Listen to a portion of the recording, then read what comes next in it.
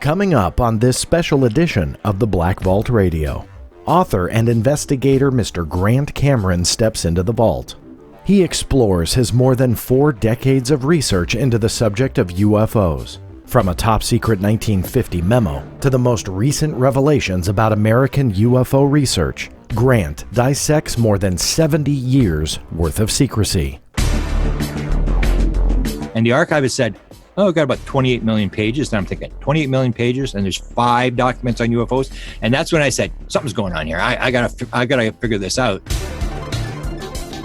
And then she started talking about this Alpha, the alien, and she was talking about it like it was the family pet. And I just couldn't believe it. I was just like floored by this. But there's all these cover names and cover programs and all this kind of stuff. And so you see it's a total mess in terms of names. And I would say that's basically what they want. I would say that this major initiative is started by Barack Obama, John Podesta, and Hillary Clinton. All that and much more. So stay tuned. The Black Vault Radio is about to begin. More than 20 years ago, I began a journey, my quest for the truth. My name is John Greenewald, and I have hammered the United States government with Freedom of Information Act requests trying to get answers. I have more than 2 million pages of declassified documents for you to download at theblackvault.com. Now, I attempt to dive even deeper and talk to some of the most brilliant minds on this planet. No government secret is off limits, and no question is off the table. All I aim for is the truth. This is the Black Vault Radio.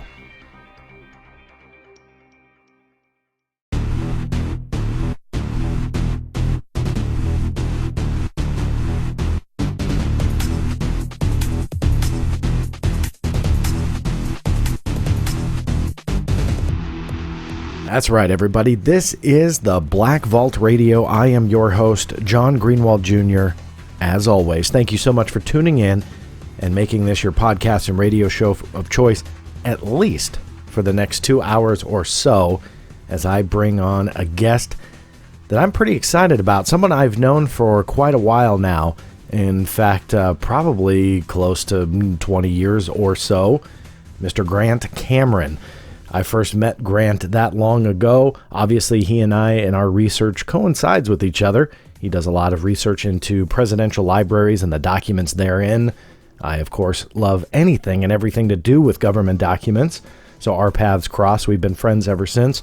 Although his research has expanded since then, he is still a very much nuts and bolts kind of guy and spent years, in fact decades, collecting that research. This is a show that I've wanted to do now for months since I started this program, but with just conflicting schedules, and Grant being a busy guy, we just haven't been able to do it until now. On our last program, I said that I potentially was going to be signing off for the remainder of 2018, joining you back on the airwaves in January of 2019. Can't believe it's right around the corner. But I wanted to surprise you all and have this interview drop right before the new year. Grant was very gracious with his time, and it's going to be a very expanded version of the Black Vault Radio when it comes to the Dialogues segment. Grant joined me for more than 2 hours, actually. Of course, you can tell now by my introduction here that we've already recorded it. Well, that was because we did it a little bit last minute, but it was something that I really wanted to do. So he and I had a great conversation, and that is coming right up. In case you missed it, make sure you are subscribed to the Black Vault newsletter. I had to make some changes when it came to the newsletter, just from a technical standpoint, which I won't bore you all with, but make sure that you are subscribed. Here's why. In the next 2 weeks from the dropping of this episode, I will be launching the page for ordering the new book, Inside the Black Vault, The Government's UFO Secrets Revealed. Really excited about this book. I worked pretty darn hard on it. Roman and Littlefield is the publisher. They came to me probably about 1.5 years now and said, hey, we want you to write a book targeted to UFO information, to a broad audience, What can you come up with? So I created a manuscript, pitched it, said, well, this is what I can do. They dug it, signed the contract. I've delivered the book, completed the index. Wow, by the way, any authors out there that do their own indexes, props to you. I couldn't do it. It was way too much. There was a lot of information in this book to index. That being said, I hired an amazing indexer who went through the book meticulously, created a very extensive index. So not only am I proud of the book, the index is going to serve as a pretty valuable resource to the book, going through and kind of fast forwarding you to whatever you want to read about if you don't read it cover to cover. So I'm pretty excited about that. But that mailing list, the email newsletter, is going to be the first notification that goes out about the new website. You may not be interested in ordering the book. That's okay. If you are, go to www.theblackvault.com/show notes. That will break down all the episodes of this program. Why I'm pointing you to that is twofold. One, gives you all the show notes, including this episode, which is episode number 20.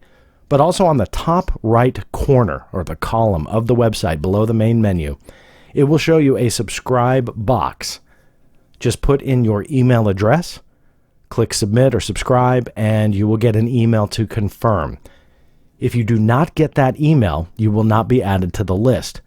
If you don't get the email, that means it's probably in your spam box. Make sure that you add that email address, if you go to your spam box and find it, to your whitelist. That way you do not miss any newsletter. I'm going to be sending more out. I rarely do them just because I don't want to send out too much mass email. But there were over 29,000 subscribers to my previous newsletter. I had to clean it up a little bit. Some subscribers had been on for a while. I think the newsletter was just been dumping into their spam box. So I kind of cleaned it up a little bit. It's going to be faster to get them out. But I want to make sure that if you think that you subscribed, make sure you kind of double check, because your address may have been removed. Maybe you never opened anything. My system will automatically delete it. So, long-winded way of saying, just double check. There is no harm in subscribing again. You'll just get a notification that says you're already subscribed. All right, so make sure you subscribe to that. Grant Cameron is coming up. We are diving into all sorts of things in this episode. Stay tuned.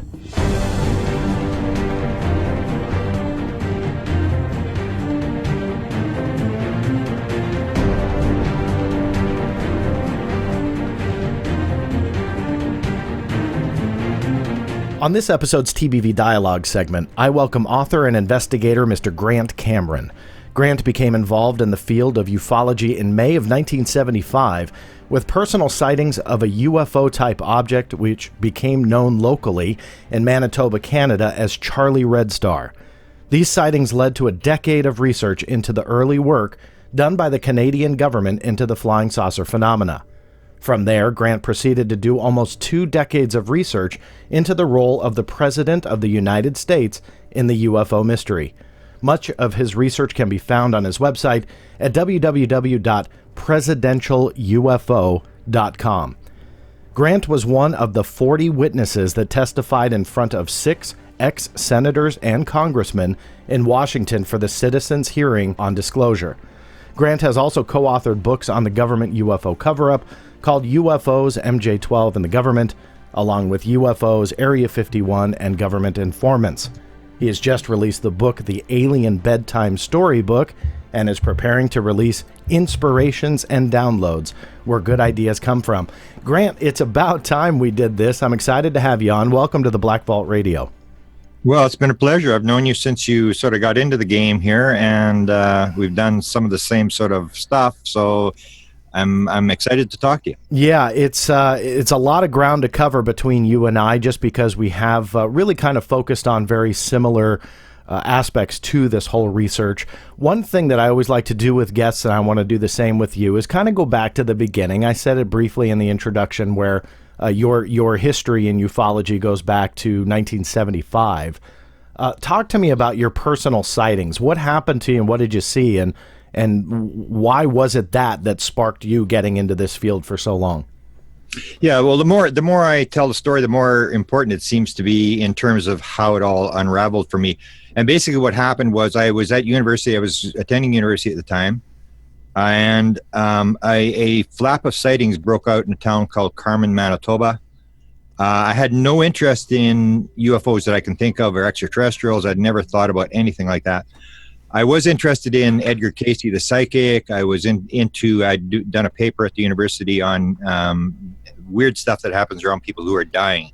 So I had been to hospitals, talked to chaplains, and did all that kind of. So I was into weird stuff, but I don't remember anything to do with extraterrestrials. What had happened was when this sighting started, we used to drive around the city, and I said to my friends, I said, instead of driving around the city, why don't we go and see what everybody's looking at? And my friend said, okay, we'll go. This was February of 1975 when this thing started. And we didn't go for 3 months. We basically sort of dropped it and forgot the idea. And then a local TV station here actually caught this thing on the ground. It captured the thing on the ground, and it became a viral film. J. Allen Hynek came and got 2 copies. NBC News picked it up. It was this very viral film. And that's what I said to my friend. I said, come on, let's go see what they're looking at. So we went out there. We drove into town, out of town, in the town, around. We're looking at different things. I had no interest in astronomy. I had no idea what we're looking at in the sky. It was sort of like you could see, whether it was Venus setting on the horizon or whatever. And we're looking and going, well, what are they looking at? And well, it looks kind of, if that's what they're looking at, it's not very impressive. And my friend said, okay, we'll drive into the town one more time. If we don't see anything, let's go home. I said, fantastic. This has been a total waste of time. So we turned to go back in the town. This is after an hour. We turned to go back in the town, and it appeared from the left to the right. And I always define this when it comes to this understanding where if you see it, if you don't see it, you can either believe or disbelieve. And so we really didn't know what we were looking at. But as soon as it appeared from the left to the right, there was 3 of us. I was in the passenger seat. My friend Larry was driving, and there was this Bob Rondo guy in the back seat. When it appeared from the left, it was down low. It was very close. It was flying right in front of the car. And nobody said, is that what they're looking at? I wonder if that's what they're looking at. Everybody just went, there it is. Instantly, everybody said, there it is. There it is. We instantly knew. And it was like this sort of like, I said, my 2 friends went on with their life, and I just sort of fell off the edge of the earth. I just couldn't believe what I'd seen. And it flew right in front of the car. And I remember it was down so low that it was going in behind a set of school buses that were outside this town. And I could see that it was going to be in behind these school buses. I wouldn't be able to see it. And I was getting out of the car. The car was still moving. And I was trying to run through the ditch to get across this parking lot to watch this thing. And I remember it flying away into the northeast. And it was just it was red. It looked like it was alive. It was like a plasma type object. And it was pulsing very, very slowly, like a heartbeat. Almost looked like it was alive. And I can remember seeing it, and I'm going, what's it doing? It didn't seem to be doing anything. It was just sort of flying around. So I dragged all my friends out 2 nights later. And there was at one point, because everybody in the city, I live in a city of about 750,000 people. And a lot of the people from the city were out there trying to see this thing. So there was people all over the place in these back roads in around this small town. There was 27 people the second night we went when it started. When it finally came, there was only 8 people left. And all my friends said, when's it coming? I said, you got to see this. You're going to, this is going to change your life. And after an hour, my friends I remember they said, now we're going home. I said, no, you got to see this. Don't leave. You got to see this thing. It's unbelievable. And they said, no, I can still remember. No, Grant, we're going back to Winnipeg. We're hungry. We're going back to Winnipeg for pizza. And I went, oh my God. So all my friends packed into their cars, and they all took off, left 4 of us in one car. And there was this other car, which was a Roadrunner courier car. So they were in the courier business, and there was three guys and a girl. And so the second night, my friends had left, and this is about 20 minutes after they left. It appeared the second night, it was different. It was a flash in the sky, like a flash cube that had gone off in the western horizon. And I remember there was kids sitting in the field, and they said, is that it? And I said, I guess so. I mean, it didn't look like I had seen the first night, and it was bouncing around the sky, and it was like 8 inches in the field of vision. It was just like a one young kids that I interviewed one time just said, we saw the bouncing ping pong ball. And I said, well, I know what that is, because I'd seen it. It looked like a bouncing ping pong ball was bouncing around in the sky. And I remember this courier car, girl couldn't see it because it was bouncing around, and she's crying. People are swearing, they're yelling, as this thing is bouncing around. And I can still remember the guy this is when motor drives came out on Nikon cameras, where you would take a motor drive and you could advance the film very, very fast. So I can remember this incident where people are yelling and screaming. This girl is crying, and this guy's got this Nikon camera with a telephoto lens with this advancing the film, and it was going click, zzz, click, zzz, click, zzz, and he was unloading the camera as this thing was coming towards us. And as it came towards us, it started to look more like the original object. It changed from this flashing thing. The flashes got closer together, and suddenly here was this red pulsing object again, coming right at us, very low to the ground, coming right at us, moving very, very slow, maybe only 150, 200 feet up. And then it sort of made this turn, and it headed off into the northeast again. And I remember these people, they jumped in their car, and the gravel was flying. They were going to chase after this thing. And that just sort of changed my life. So I said, I've seen it 2 nights in a row, or it was like a night between. But when I had seen it, I said, well, why is nobody investigating this? This is like the biggest story of all times. I couldn't believe that you could actually go and see a UFO, and it would be so clear and so close up. And so I went and I did a manuscript, and that's where everything started on this new road. I did the manuscript, and I remember I put it into Toronto, which is the big publishing houses here in Canada. And there was sort of some interest. One of the people read it. Nobody really wanted to publish it. But the local publisher here, where it was a famous story, everybody knew this Charlie Red Star story. She said to me, Mr. Cameron, you may believe in this kind of stuff. Count me among the unbelievers. That was my rejection letter. And that changed my life, that letter, when she sent that to me. And I said, oh, this is a waste of time. This is a total waste of time. This thing, it really doesn't matter. If you see a UFO, you can tell the story. Nobody's going to believe you, or who cares? I mean, it's just like stories. And that's when I gave up. And all I was interested in from that point, from May of 1975, when I had a few sightings, I had 5 close-up sightings in 2 years, and then really nothing after that. But I said, all I'm interested in is somebody in this world has got to know what this is. Mm-hmm. Somebody has to know more than me. There's got to be someone around who has the answer to what it was that I saw. And that's when I had this synchronistic thing where my father was a pilot for the Canadian government and for working for the Department of Transport, which is what Paul Hellyer headed, and which is the agency that ran the Canadian Flying Saucer Study, Project Magnet. And synchronistically, my father says, he was kind of played the skeptic and stuff with the UFO stuff, but he said, Ernie Epp had a sighting in the office, and he wants to talk to you. So I went to this Ernie Epp guy. He was a radar technician, and he told me the story. It was just a simple UFO sighting. He'd seen Charlie Red Star at some point or whatever, just light in the sky, really not even that close. And then he said, if you really want to know what's going on with UFOs, you should study what the Canadian government did. And I went, what do you mean? And he said, I used to work for the guy. And he started telling me this story about Wilbur Smith. And he said the guy was the smartest engineer I had ever met in my life. But the guy was totally crazy. He was talking to aliens. He had this AFA, and we used to make jokes. Oh, yeah, half a pint. Have another pint, Wilbur. And he had all this stuff, and they were landing in the backyard. And I'm going, they're what? They're landing in the backyard? And I became so fascinated with this story. And it was this synchronistic thing. And that's what led me to fly to Ottawa, Canada. Wilbur Smith had by then died. He ran the Canadian program. And I talked to his wife, and his wife's name was Merle, and she was a secretary to the Speaker of the Senate in Canada. So she was fairly high up herself, and she was about to retire. And we have this sort of issue in Canada with the French-English thing. It was really bad back then, that everybody in the government was then been told that they had to learn to speak French. And she was of the old school and said, this is absolute nonsense. And she was really upset. And I'm glad I'm getting out of the government. And she was ready to talk. This is about 2 days before she retired. And she told me everything. She just started telling me about the fact that the prime minister had been involved, and the Project Magnet report had been on the prime minister's desk. And then she started talking about this AFA, the alien. And she was talking about it like it was the family pet. And I just couldn't believe it. I was just like floored by this story of what had happened with the Canadians. And that was where the obsession began. And I started to go, and what I was trying to find out is who is the person who has the answers. So that's why I went to the Canadian government, and I learned a fair bit there. And then I was trying to find out, how did the Canadian government know? Because as you know, one of the few top secret memos, documents in ufology comes from the Canadians. It comes from the Department of Transport. It's the November 1950 top secret memo that Wilbur Smith wrote.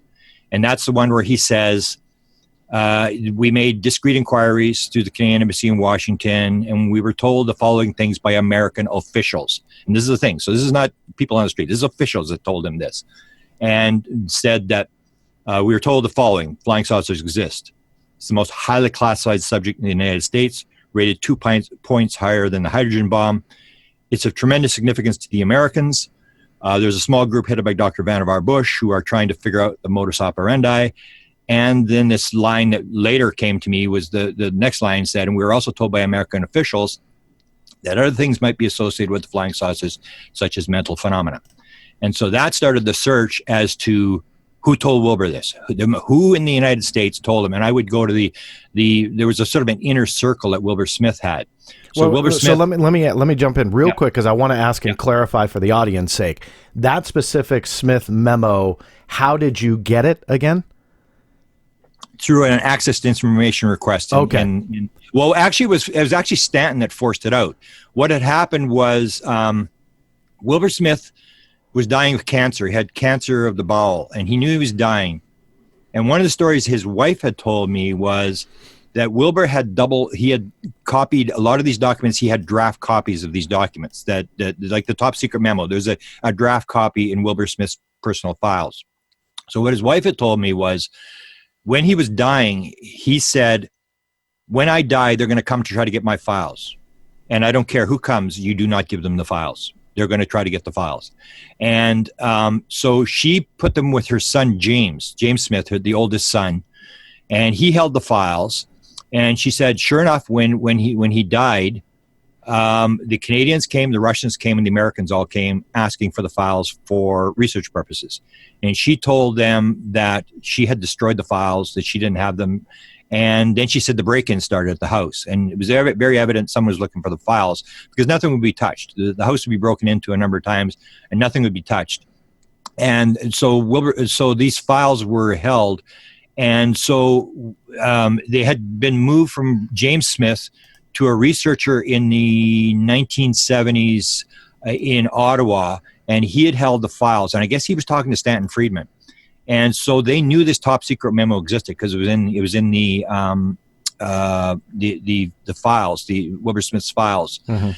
And so that's when Stanton started he and a guy by the name of Mr. X, the guy had actually changed his name to Mr. X, and they were forcing the Canadian government to release these files. So that document was released, I believe, in 1978. But Stanton, they knew this document was in there, and they forced it out. And the Department of Transport, for whatever reason, left this document in there. And there was two really damaging documents. There was that one, and then there was a document from the National Research Council from 1967, where they had, like, the top secret memo had been moved from top secret to secret the very next month. So in January of 1951, it had been moved down to secret.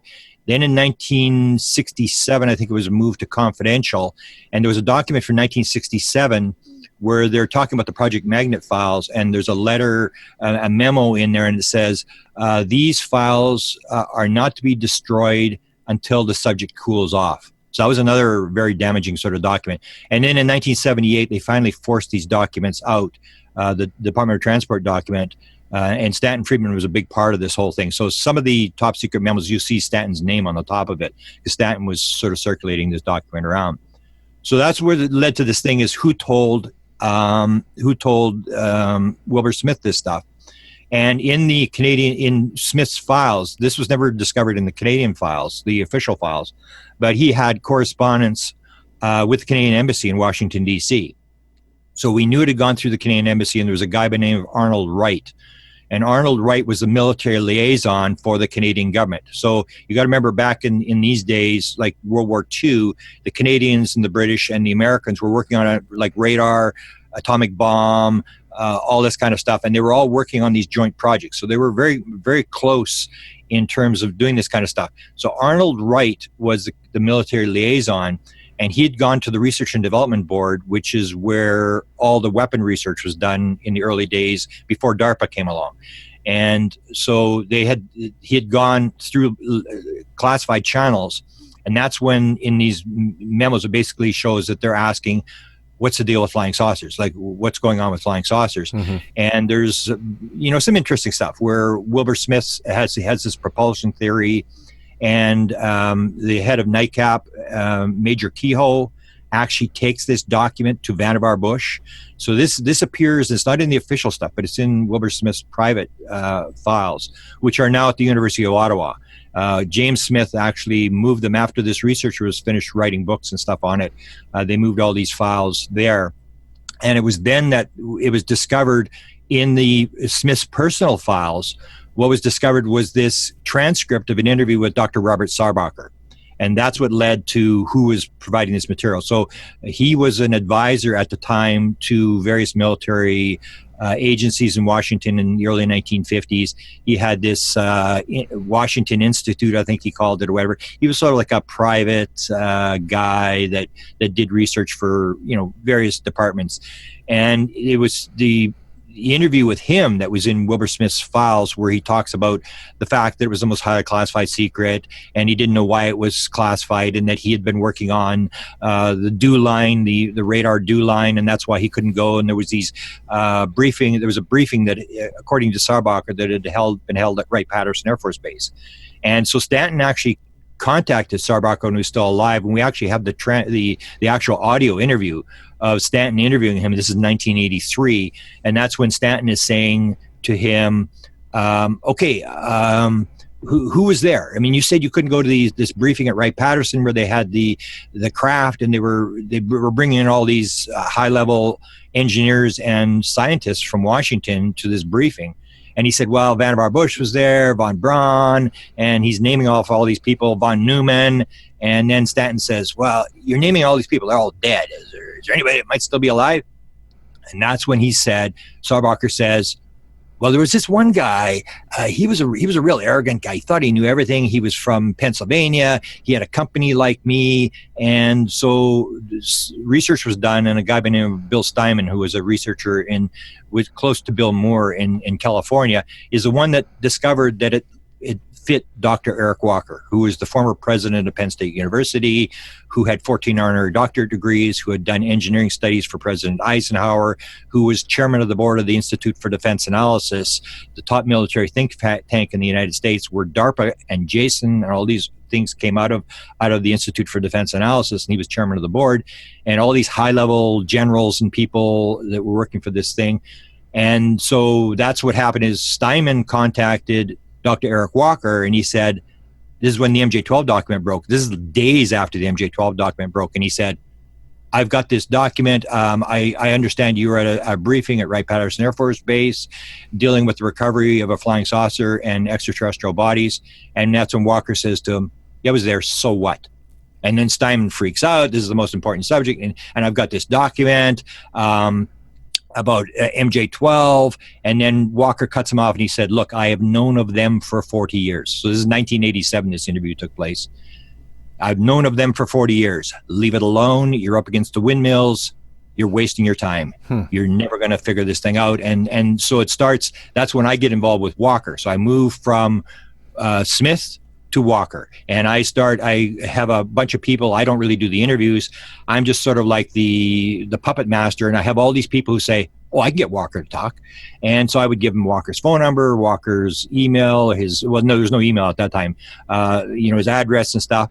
And there's about 8 researchers from around the world who pressured Walker to try to talk. And Walker would say, I can't talk about this, go study something else, you're wasting your time. And he would go through this. From time to time, he would leak little bits and pieces of material that wouldn't make sense for 30 years. So what we did was I got all the transcripts of all the interviews, all the letters, all the people that had talked to him. And in 1990, that's when I released this UFOs, MJ-12 and the Government, this book. And basically, my co-author, T. Scott Crane, said, well, let's edit some of these interviews because Walker's not making any sense. I said, no, let's put everything. Just put them, all the interviews, as they happened, even if they don't make any sense. And we put them all into this book, and we put the book out, and we thought that was it. The cover-up was over. We'd broken the cover-up. I mean, Walker was going to get inundated with reporters, and nothing happened. Absolutely nothing happened. It was just, in fact, Walker kept talking. It was just bizarre. And so then it sort of stalled out there. And then when Walker died, I believe he died in about 1993, he had stated, he was talking about these files. He had when this happened, he was he was like an executive or an assistant secretary of defense. He was the head of the weapon research for the U.S. military, or the executive secretary. So he was like the second in command. And he had been talking about these files from the Pentagon that he was going to send to the Truman Library. And because I'm trying to figure out, we knew Walker had a file on us, because he would actually take letters that one researcher had sent, and he would photocopy the letter and he would send it to another researcher with some snide comment on it or something like that. So we knew he had this file. So we were looking for this file that he had on us on UFOs. And we were looking for, some exclusive thing that he had from his days at the Pentagon. And he had said he was going to send them to the Truman Library. So that's when I started the presidential thing. I went to the Truman Library looking for these files from Eric Walker. And when I got there, they had a couple of letters, but it was really nothing. It was just like Walker had talked to the president about something, or it was really nothing. And it was at that point I'm thinking, well, the president's got to be the most powerful guy in the world. He's got to know what's going on. Mm-hmm. And that's when I said to the archivist of the Truman Library, I said, so what do you got on UFOs? What do you got on the president UFOs? And all they really had was the 1952 overflight of Washington. They had a whole bunch of telegrams that had been sent to the president on the shoot-down order, because this story was that the UFOs had flown over the Capitol. Truman had given a shoot-down order, and it was covered by all the newspapers in the United States. And the White House got flooded with a bunch of telegrams saying, don't shoot him down, Mr. President, don't shoot him down. So these telegrams were there, but otherwise there was nothing. And that's in Independence, Missouri. And the Eisenhower Library is only maybe 2 hours west of there in Abilene, Kansas. So I'm down there and I go, well, I'll go to the Eisenhower Library. I'll see what they got.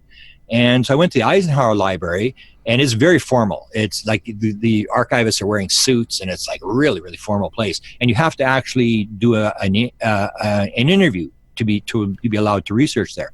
And they basically want to know what you're going to research, and they pull some files for you. And so I would go into this research thing, and I say, I'm looking for UFO stuff. And I said, what do you got? And they had the famous Robertson panel report, because it had been done under the Truman administration, the last days of the Truman administration, but it appears, because the document doesn't get, I guess, filed until Eisenhower comes in. So the document, the Robertson panel report document, is actually in the Eisenhower Library. So they had that, and they had 4 other documents. And I'm going, 5 documents? That's all you got? And I said, well, how many pages of documents do you have? And the archivist said, oh, we've got about 28 million pages. And I'm thinking, 28 million pages, and there's 5 documents on UFOs. And that's when I said, something's going on here. I gotta figure this out.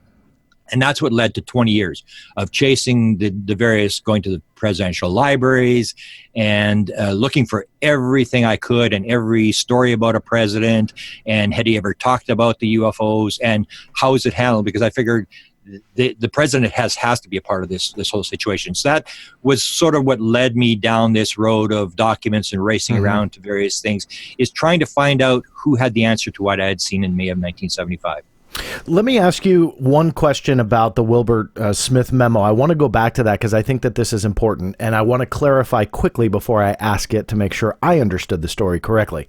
So the top secret memo was found in Wilbur Smith's personal files at his home, correct? But was not a draft. A draft, okay. But it was later released under Access to Information Act requests? Yes, sir. I see. Okay, because my question was, do you think that he saved it at his home in fear that the government, his government, or the Canadian government would cover it up? Is it weird? Well, that is possible, because, but the thing was still, as you know, with government officials, I mean, that's kind of a dangerous thing that if you're not playing by the rules, because he had this other stuff that was never found in the official government files, all this correspondence with the second secretary at the Canadian embassy. There was a bunch of other documents that were just as dramatic as the top secret memo. These sort of things.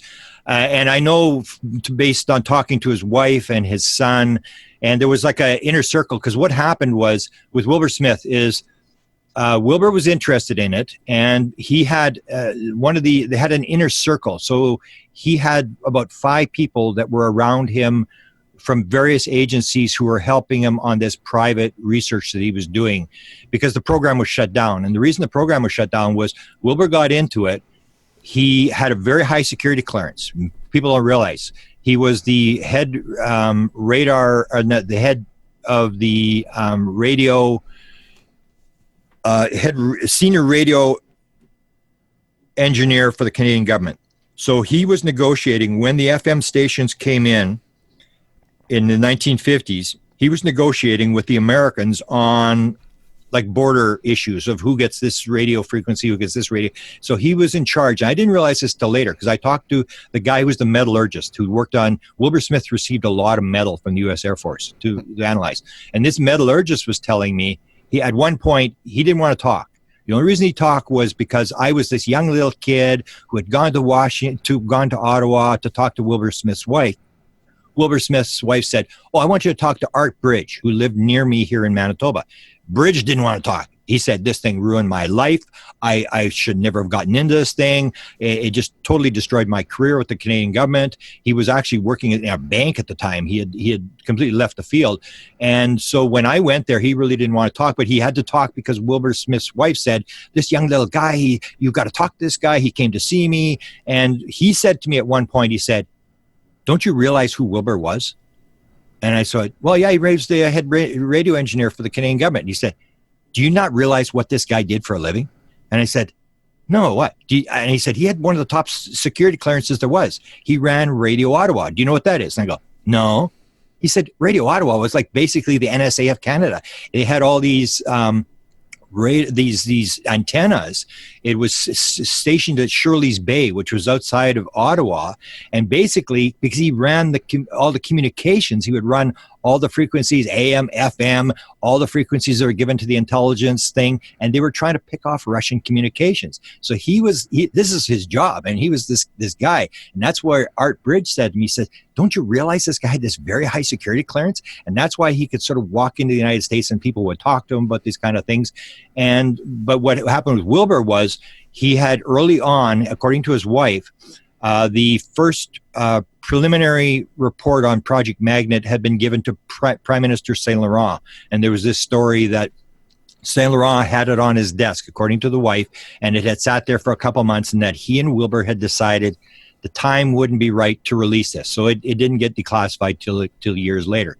So he has this sort of thing, and he basically talks about a bunch of things that he discovered, and he was trying to talk to the government, and the government really wasn't interested. That's what Wilbur said. They just, it sort of defied their worldview, and it didn't matter what kind of evidence he had, and he basically realized he was up against a brick wall.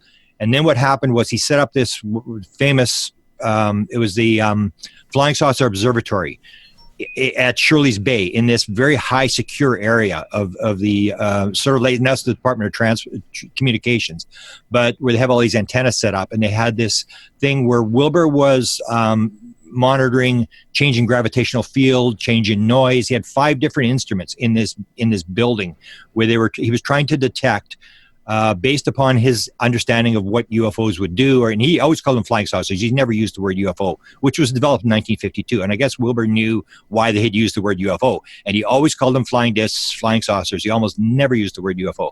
So he had this flying saucer detector thing set up, and this Ernie Epp, this radar technician from my father's office, was actually there when this thing happened.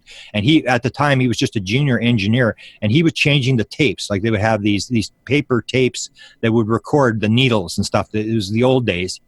And he would change the paper in these machines. And he said that they had a bell go off, and everything was going off the chart. All these needles were going off the chart. It was like something major was going over top of the thing. And they went racing out, and it was overcast. And this was August the 8th of 1954. And so Wilbur was very famous. He was one of the most famous researchers in the world. You'll see, if you go back to Fate magazine and the Nightcap Files and stuff, Wilbur was considered one of the top people in the world because he was very open. He was a high government official or whatever. And so the Canadian media was watching him very closely as well. Whatever Wilbur said would appear across almost every newspaper in Canada.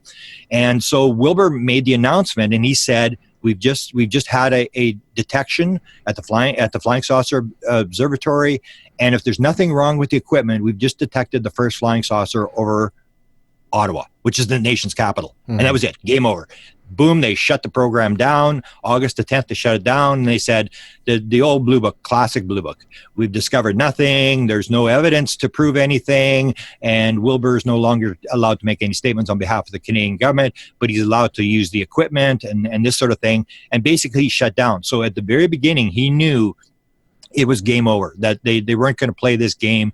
And so that may be why he was copying these documents, that he wanted to record what was actually happening. And in a lot of his private correspondence, he talks about the very sort of tough situation with the government.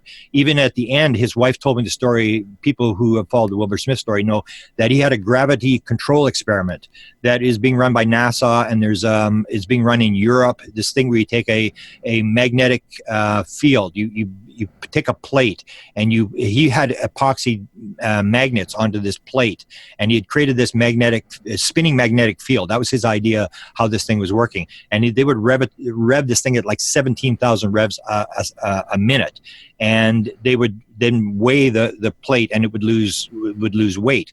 So at the very end, he had gone to the Canadian government. This is the last frustrating thing he had done. He'd gone to a guy by the name of Dr. Rose at the National Research Council, and he'd said to Rose, I've got this discovery. I can reduce gravity by, I think it's 2% or something like that. And Rose said, write it down. We'll come and take a look at it. He said, no, I'm not writing it down. And his wife said, this is his wife, Merle Smith told me this, that Wilbur had, I think, 37 patents. And only one of them he ever made a dime on. And they were furious when he filed it on his own. He used to create equipment, communications equipment that was used in Department of Transport planes and stuff like this. He had all these inventions. So when Rose told him to write it down, he said, no, if I write it down, you're just going to come into the house and take the equipment. And his wife said this would actually happen, that they would actually walk into the house when he had an invention thing, and they would basically just take the equipment that he was working on and walk out. So he refused to write it down. And Rose said, no, unless you write it down, we're not going to take a look at it. And according to his wife, Wilbur Smith came home that night. He started to take the equipment. He started to take this experiment down, which I talked to a number of people that worked on the experiment. And he said to his wife, it's probably better this way.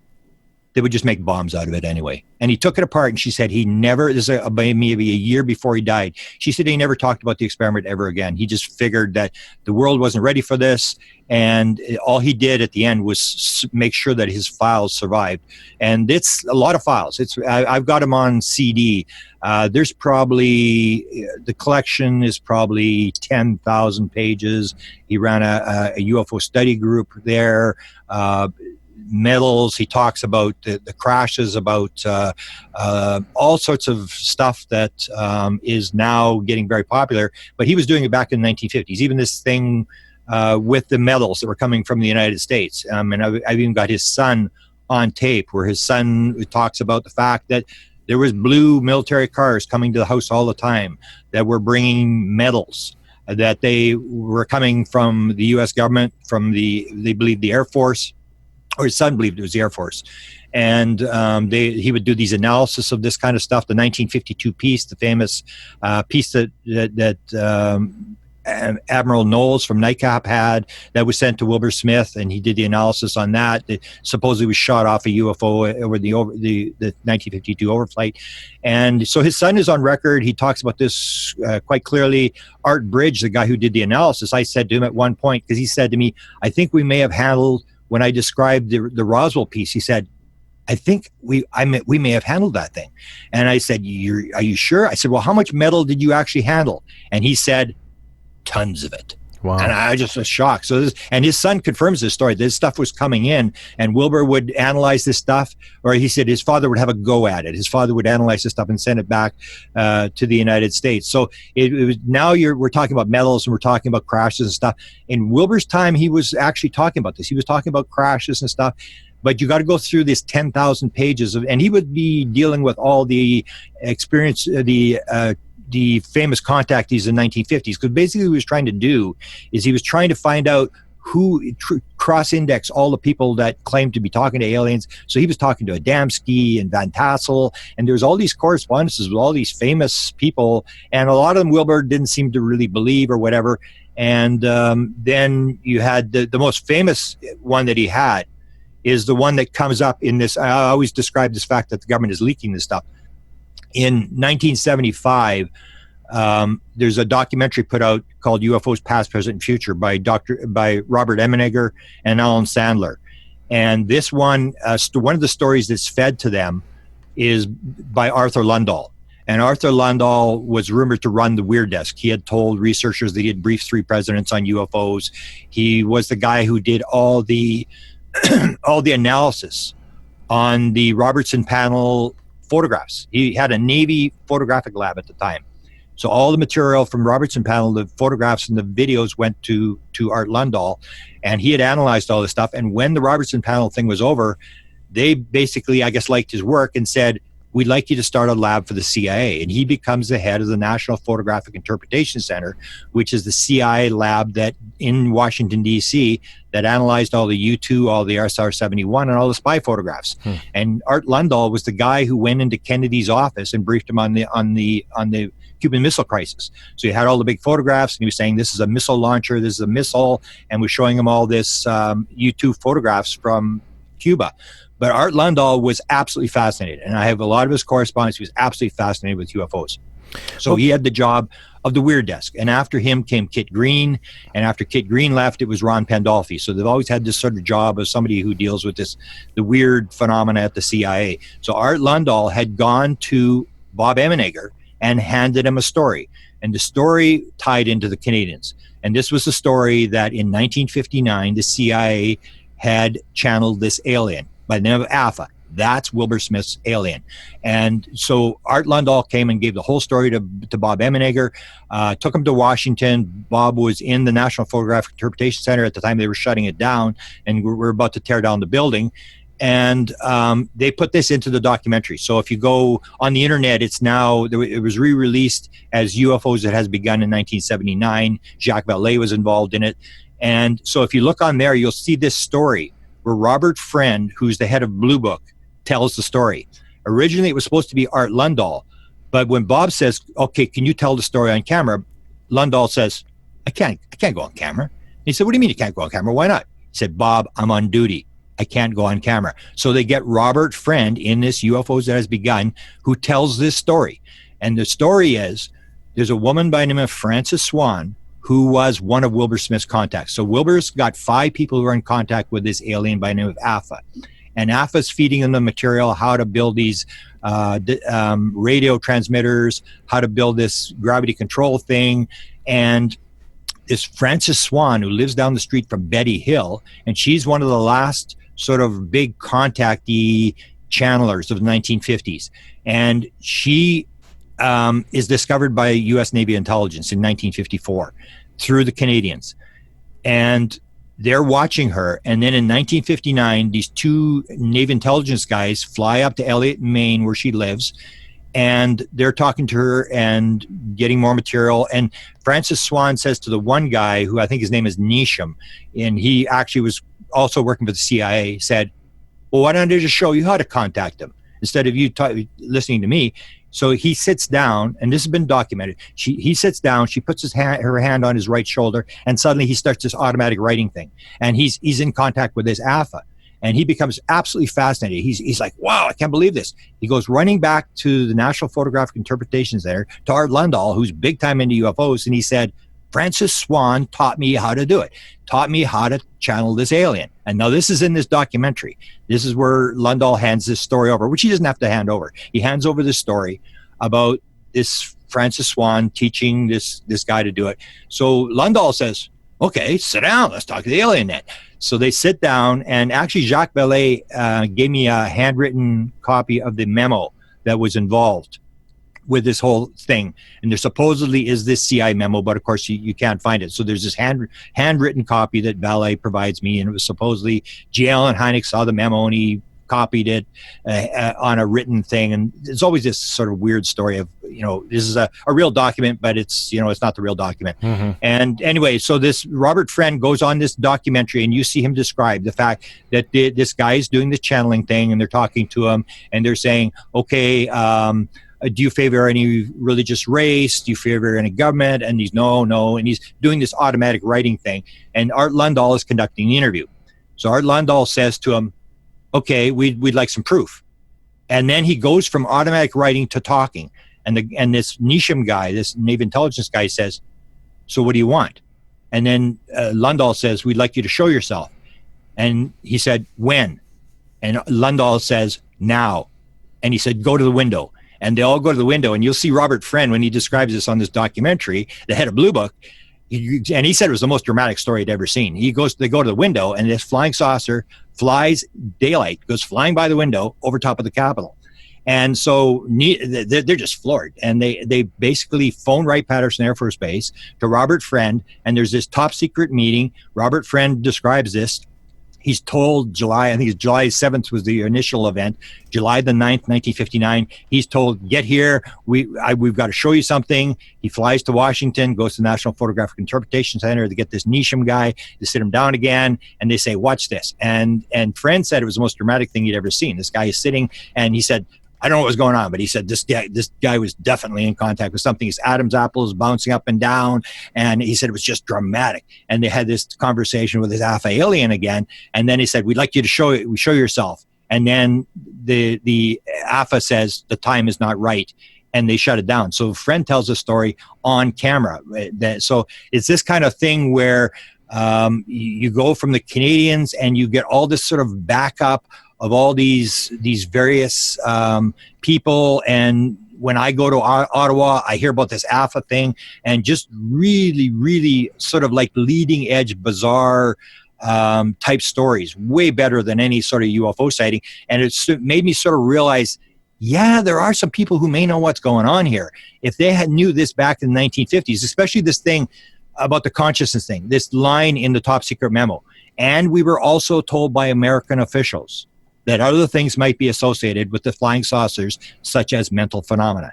And the question is, how would they know that?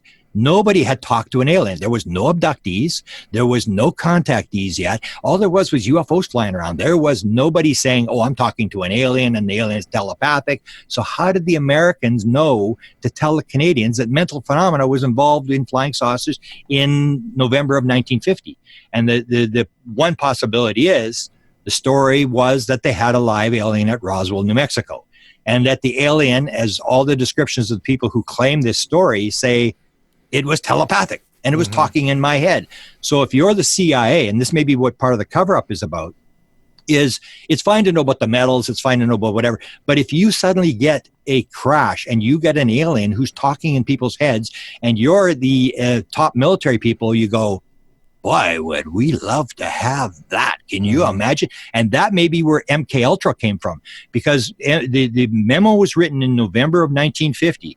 MK Ultra started at McGill University in Montreal, like an hour and a half down the road from Wilbur Smith, 6 months later at McGill University.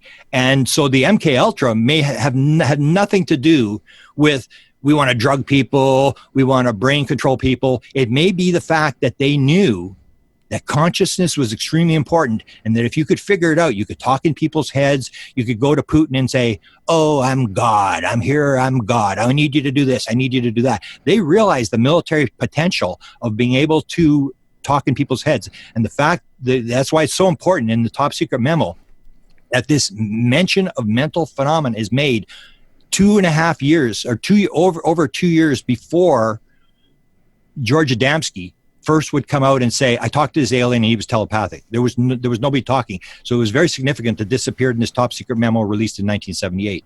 Let me ask you about putting this all on a timeline, and then this may kind of fit into where I want to go next with the interview and your research with the presidential libraries and the documents that you've uncovered. But I want to put it into perspective wherein here in America, I've talked about it on the show quite a bit. I did a whole episode a few episodes ago talking about Project Sign to ATIP. So I kind of give this overview. Yeah. But for the audience who have not heard that episode yet, from 1947 to 69, the U.S. government did their quote unquote UFO investigation. That was Project Sign, Project Grudge, Project Blue Book. Blue Book started in 52. Robertson panel was roughly 52 to 53. In 1950, when this memo was written, the Wilbert Smith memo, What do you think, Grant, happened during this time? Because here's a Canadian official going to the United States. Obviously, he had a high clearance. But generally, the U.S. government, not only today, but even in 1950, generally didn't share their closely guarded secrets with just anyone. So what do you think happened from the point that the U.S. government said, flying saucers exist, to Wilbert Smith? Flying saucers exist. It's the most highly classified subject within the U.S. government, so on and so forth. What do you think from that moment, what changed to where then all of a sudden Blue Book was like this explanation campaign, cover-ups ensued? Was it the Robertson panel, or was it something else? What changed where this all became this massive cover-up versus sharing these fairly amazing amazing revelations with Wilbert Smith in Canada? Okay, that comes to my idea of what's actually going on, is that if you take a look now at the To the Stars, you hear all these rumors. There's 4 programs. They're going to out 4 more programs. And what I would say is in government, and I always tell the story because I worked as a facility manager at University of Manitoba. I had like at 1.23 buildings and stuff like that. I had the keys to the president's office, the keys to 8 vice president's offices, the human resource, to the payroll. I didn't know what was going on. I had no idea what was going on.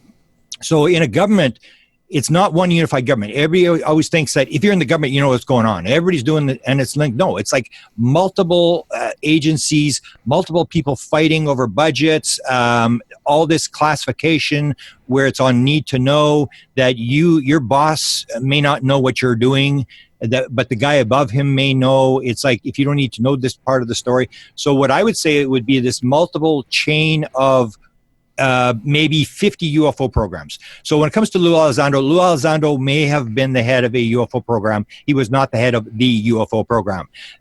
I'll almost bet my life there is going to be 40 programs going on, and the way it would work is that it would all funnel up. All you need, like if you're in the Blue Book, say you want to know what Blue Book's doing, they're running this little PR exercise for the public, and then in 1969 they suddenly decide this is a total waste of time, where it's just embarrassing. Let's just shut it down and move it into the black world. There's been somebody in Blue Book all the time. You need one guy that has access to the computer, access to the files. He sends it up to the upper guys, and nobody even knows he's there. Nobody even knows they're funneling. So you'd have all these various programs at different levels, different security classifications. There's one person in each program who has the need to know, who's moving it up the chain of command. And at the top, you have the overall guys who are running the program, who have the highest security clearance, who may be like 5 guys or 10 guys who know how all the pieces fit together. So when Wilbur Smith is coming, in the early days, it was different than it is now. Now it's much more constrained. But then you got to remember, the Canadians provided the nuclear fuel for the atomic bomb.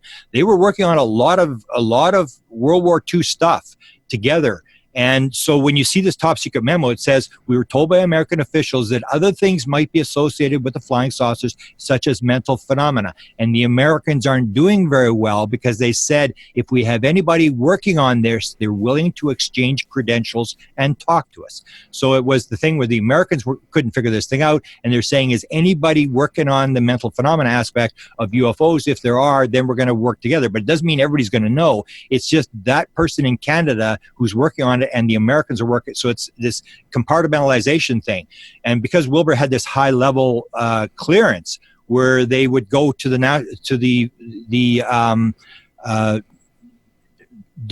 Defense Research Board in the United States, and that was where Vannevar Bush headed the Defense Research Board. And you see this thing where Wilbur Smith, this one document that's found in his private files, is Kehoe taking this paper that Wilbur Smith wrote on UFO propulsion to Vannevar Bush. And it says, it'll be interesting to see that there's correspondence with Wilbur Smith with the embassy saying it'll be interesting to see what Bush says. But we never learned, because there's no documents to find out, what did Bush actually say? Did he go back? Did Smith actually talk to Bush? So that would be at the highest level, where they were dealing with the Research and Development Board. And I would say that later on, the Canadians may have been more cut out.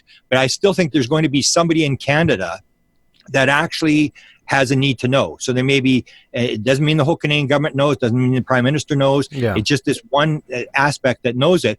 And you can see, for example, an example of that is Paul Hellyer. And I've known Paul Hellyer. I started chasing Paul Hellyer in the 1970s.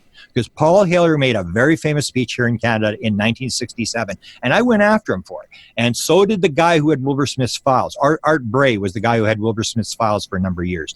And so we went after him because he had made a speech in 1967 in Canada. And it was at St. Paul, Alberta.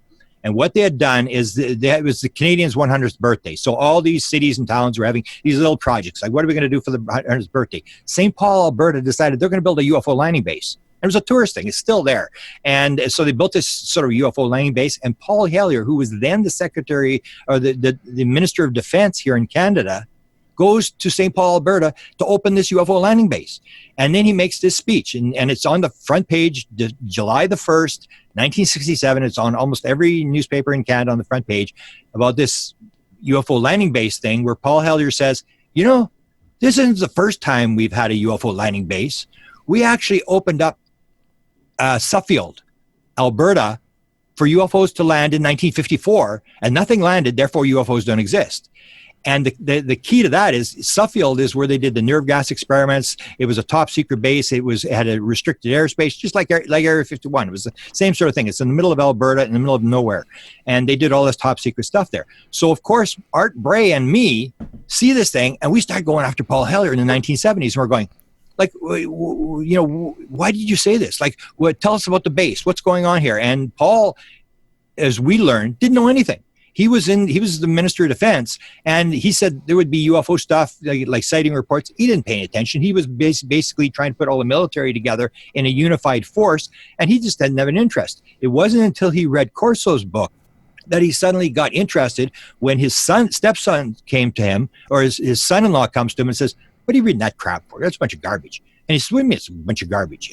And so his stepson, or his son-in-law, worked for a two-star general. And that's when he went and said, my father-in-law is reading this stupid Corso thing. And that's when the general says, "Oh, it's real."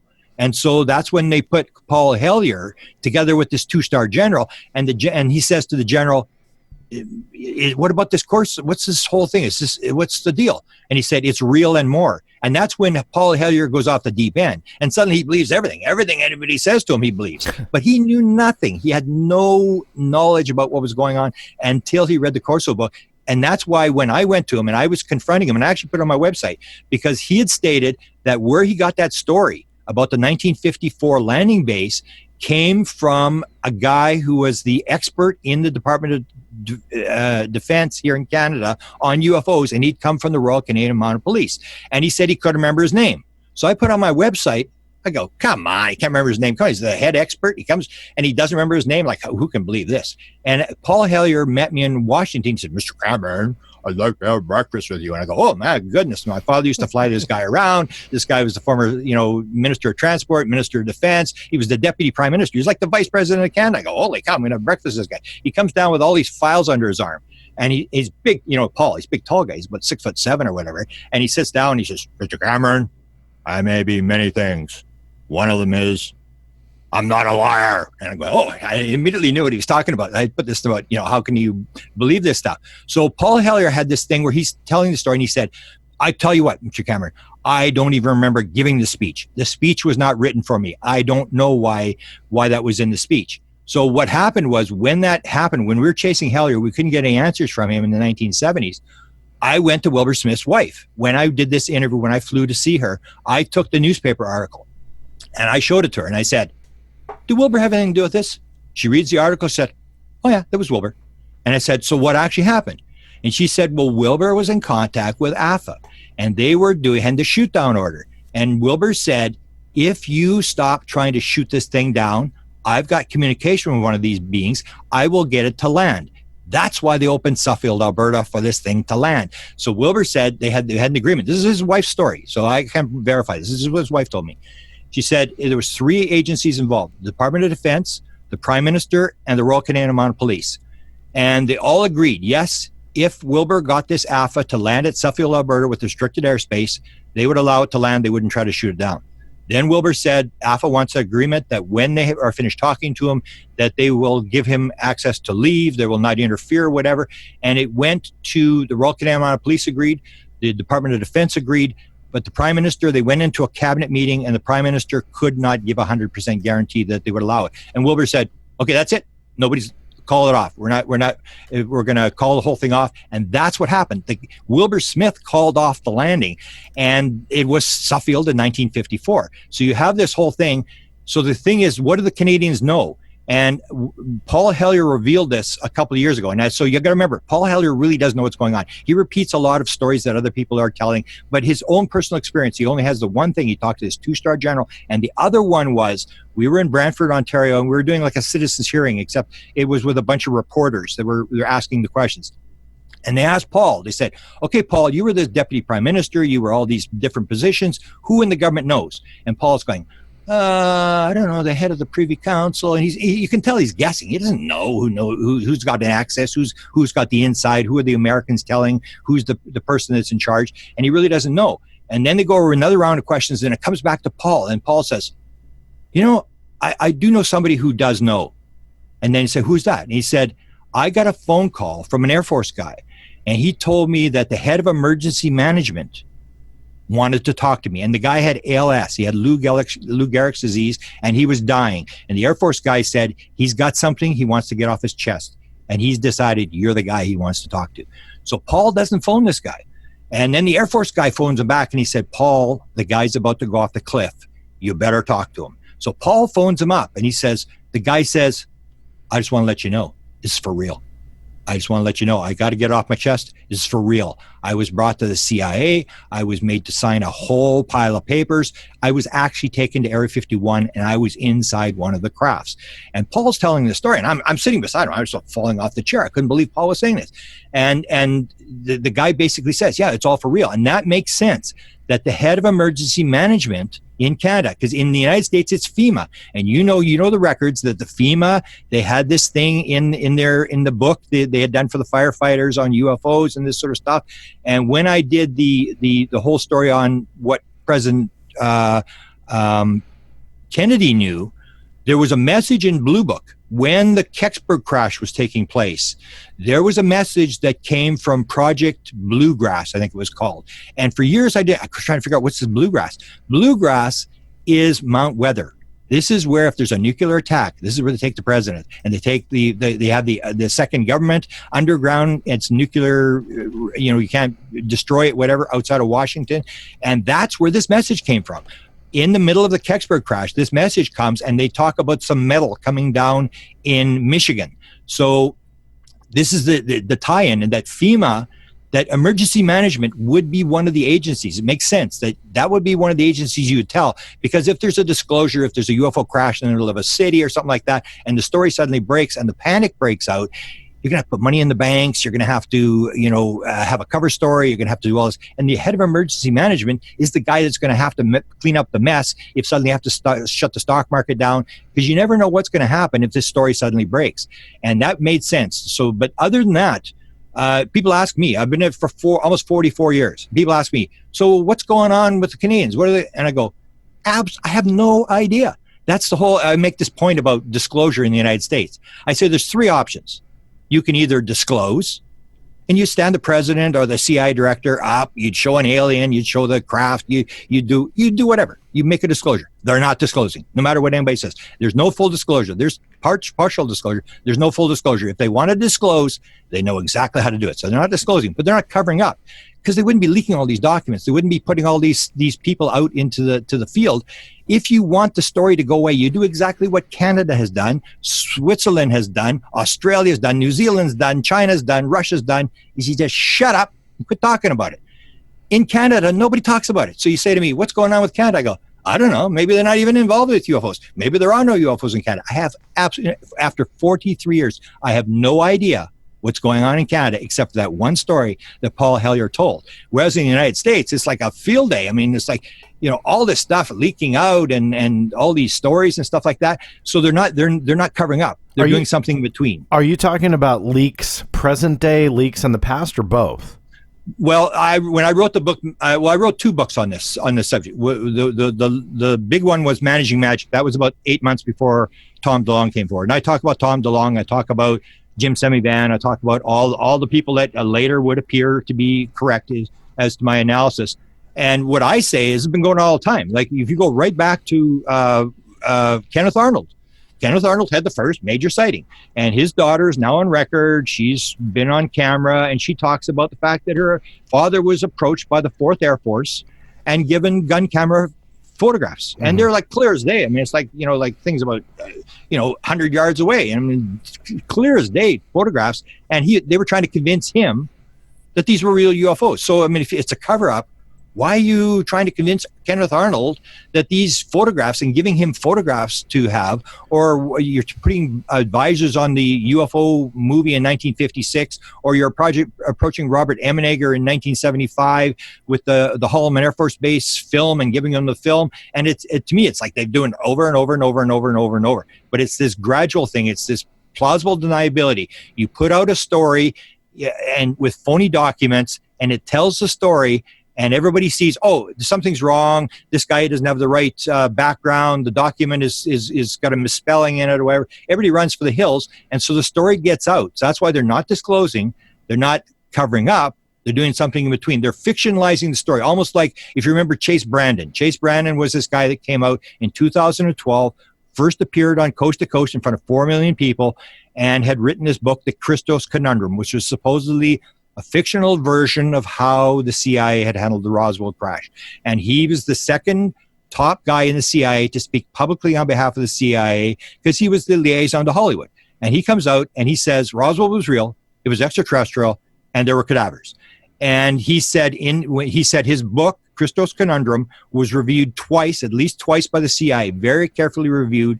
And so it's like, if you save the world from a nuclear attack or whatever, you want to tell your grandkids, you want a story to go for your grandkids. They say, okay, John, good, you can do it.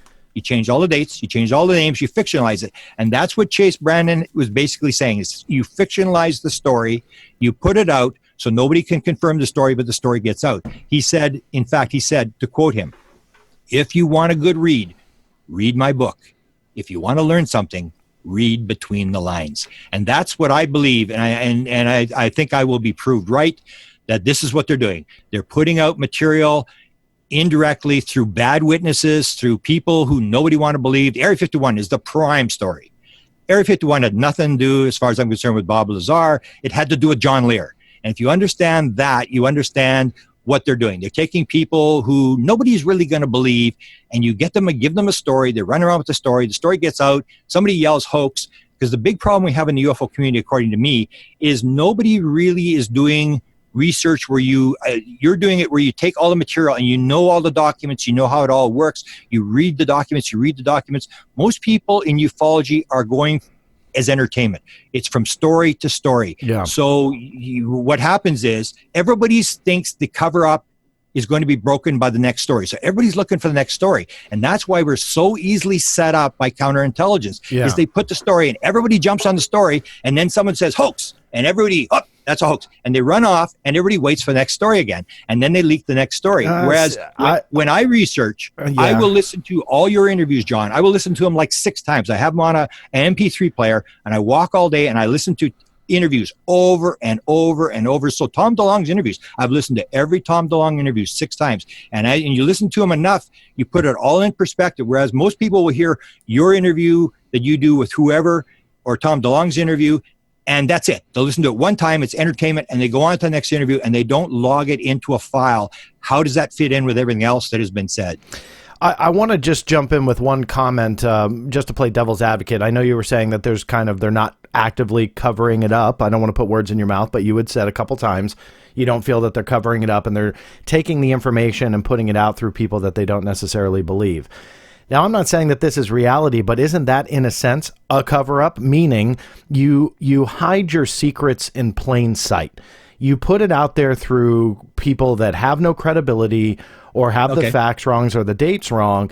That way, when somebody does come out and actually does have a real story to tell and leaks a real story, no one's going to believe them because arguably, and I know people will write me hate mail for this, but Bob Lazar has been discredited, or, John Lear's stories have been discredited, or I'm not saying that, I'm just saying that's the consensus. Yeah. So when something comes out that really is like undeniable, all of a sudden you have the aura that everybody who has a story like that is making it up, or is trying to sell a book, or trying to sell a TV show, which I do think plays a role in some of this, not everything, but some of it. They won't believe it. To me, that's counterintelligence, that's misinformation, disinformation, whatever you want to call it. But to me, that would be part of a cover-up.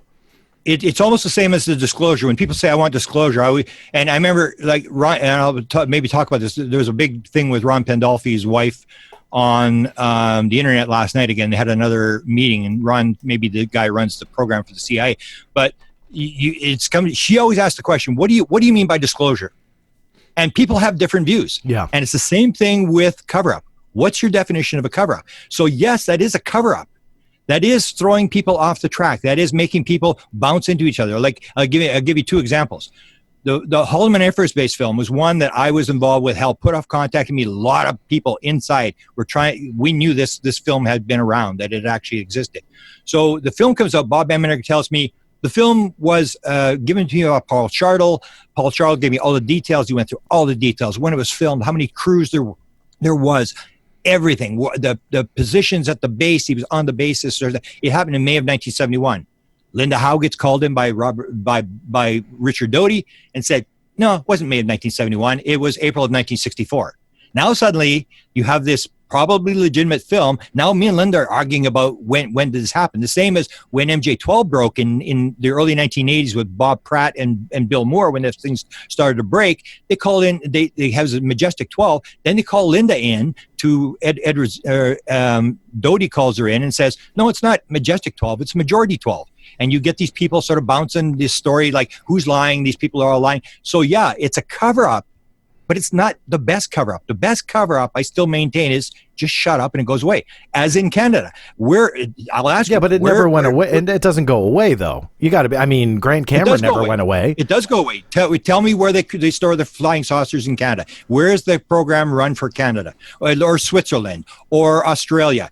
Nobody knows, because nobody's talking about it. I have, as I said, in 44 years, John, I have no idea what the Canadians are doing. I have no idea whether there's a program. I have nothing. And nobody pays attention to it. Whereas in the United States, it's like the prime example is Area 51. If that was a counterintelligence operation to get people not to believe that there are UFOs at Area 51, as George Knapp would say, and as I would say, how did that work out? Let's hang the guy that came up with that idea. They had people, Clinton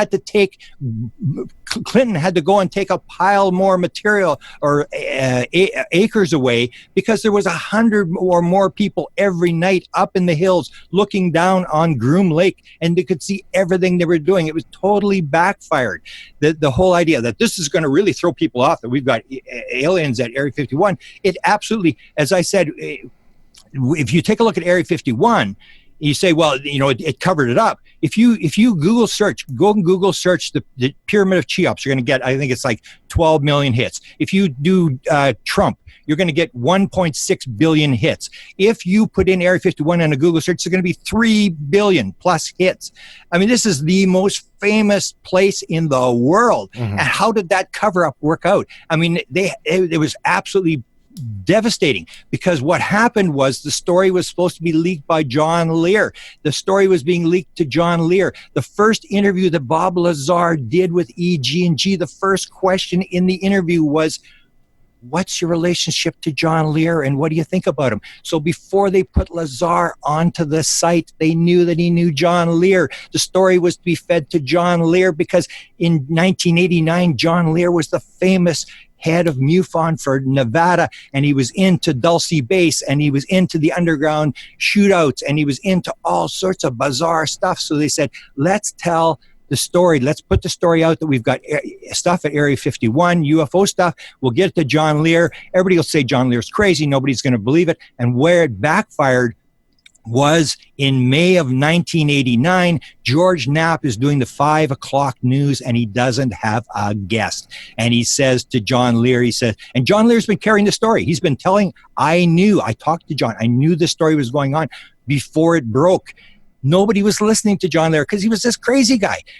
And he ran the 1989 MUFON conference in Las Vegas, and he wanted to bring in Bill Cooper and people like this. And the MUFON conference pulled the conference from him. They said, no, John, you are not going to bring in all these crazy people. And John ran a second conference. People don't know this. In 1989, when the Area 51 story broke, John Lear ran a second conference down the road from the MUFON conference, and he said he got more people because he was this crazy guy, had these weird ideas. They wanted him to carry it. And then they're missing the guest on the 5 o'clock news. And George Knapp says, you got that guy you say is a physicist up at the base.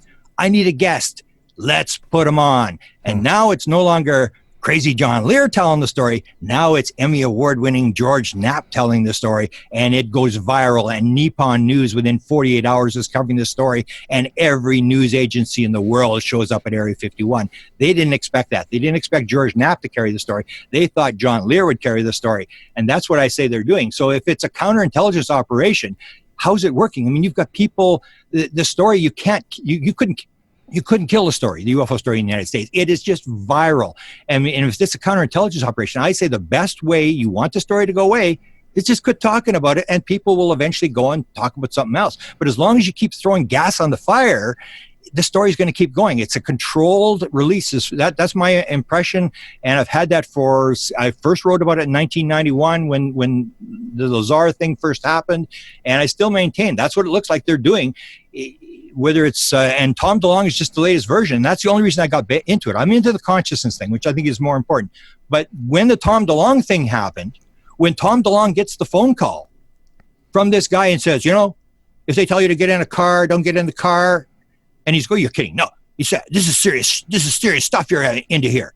And then the guy phones him back. He says, we got Lockheed Skunk Works. We're having a barbecue in the parking lot. Would you like to come and introduce the president? And as soon as I heard this whole story, how he had been invited, and then he goes to the skiff and he's talking to Robert Weiss, the head of Lockheed Skunk Works, and they ask him about his conspiracy website. What's this conspiracy website you're running? Because he ran this. Most people don't know. Tom DeLonge ran this conspiracy website called Strange Times in 2011, 2012, 2013, and it was like the National Enquirer. It was like alien woman from another galaxy. The world's going to end. All that. He was pulling these stories from all these various things. And they asked him when he had this interview with Lockheed, when they had the head scientist and Robert Weiss, they said, what's with this conspiracy stuff? That's who they wanted. So when I saw Tom DeLonge, they suddenly gave him the intelligence people. And then he gets sent to NASA, and then he gets sent to Ames, and then he goes to Air Command, and this general talks to him there, and then they send him to the General Wright-Patterson, and they start giving him all these people. I'm going, this is the same thing. This is Bill Moore all over again. It's the same game. In fact, it's half of them are the same players as Bill Moore, and they're doing it again. They're going to leak this thing through Tom DeLonge, who's this sort of crazy rock star guy, and they're. To me, that's the only reason I got back into it. That's why I wrote Managing Magic, because I said, they're doing it again. They're doing the same thing. I was there with Bob Emenegger when it happened. I was there with Bill Moore all the time that Bill Moore was there. I was talking to Bill Moore when this was happening. I was there with Robert Wood when they leaked 3,700 pages of the new Majestic 12 documents. I was there. I saw some of those documents, and I'm going, it's the same thing. They're just rerunning the same play, except this time I believe they've learned how to put steroids in the water. This time they really got this thing going. Okay, let me ask you though, what then is the end game? Now, I don't want to put, again, words in your mouth, but it sounds to me like you're saying Tom DeLonge is the newest pawn, that he is being fed this information or part disinformation, whatever. What is the end game then? Are they looking for disclosure? Because it sounds to me like two things, and correct me if I'm wrong. You believe all the meetings that Tom DeLonge says that he has. Now, he has, posted things on Instagram, and I want to put this out there because this is important. He has posted things that weren't necessarily true. And has kind of got caught doing that and has deleted a couple. You're talking about photographs, though. You're talking about photographs. Well, that too. Look, I don't fault. To a point, I do, but I mean, no, I don't harp on them for the most part for kind of getting duped by some of the, bad photos and CGI stuff. I think they let them do that kind of stuff. That they want him to do that. So then what is so just kind of overview this for me. What then is the end game? So you have this pawn Tom DeLonge. He's getting fed this information. He's getting a following. There's no getting away from that. He's got a lot of media attention. All of a sudden, Luis Elizondo pops up. He's connected with Tom DeLonge. What is the point? What are they trying to do? Full disclosure? Because that'd be kind of a silly way to do it. Disinformation? They're trying to lie to the public? What do you think they're trying to do? Well, they're doing the gradual disclosure. So you've already had it. I mean, anybody says there was no disclosure last December 16th when 3 major newspapers who have never done UFO stories all go the same day. They don't try to scoop each other. They all go on a Saturday morning, which nobody releases on a Saturday morning. They release it basically on the same day the Blue Book was shut down, a week before Christmas, when nobody's paying attention. And they put that out, 3 newspapers. That's coordinated. Somebody's coordinating. That was not an accident where they do 2 months. They're all working on a story. The guy with the New York Times has got a Pulitzer Prize. The guy with the Washington Post has 2 Pulitzer Prizes. The guy with Politico is a national security reporter, and they all have sources. So they're not getting it from Tom DeLonge. They're getting it. They're going to check in there. Inside, they all have national security people, or they're national security reporters. So they'll have a bunch of people inside the Pentagon that they run all the stories by, and they go to them and say, "Is this for real?" Yeah. Now, whether the story is fully real, partly real, or whatever, they wanted them to put that story out. And that changed. I don't care what anybody says. That changed. That's disclosure. Because disclosure, to me, my definition, it's just to reveal. So it's not, you're not revealing everything. And again, you have to go back to you're talking about the government. What is the government? The government is not a unified thing. So you have people inside the government who have decided, as they told Tom DeLonge, the second meeting when they said, okay, they give him he gets an email. We want you to meet these guys, these intelligence guys outside the Pentagon. Tom flies to Washington. He meets with these 2 guys, and they sit at this table and they say, things like this do not happen in the White House. They do not happen in Congress. They happen when people like us decide that we're going to move the ball down the field. So you have people inside the government. So not everybody in the government is in favor of UFOs. There's a lot of people trying to shut this thing down or who aren't interested, but there are people inside the government who want to move it and are going to use their power to push this thing out.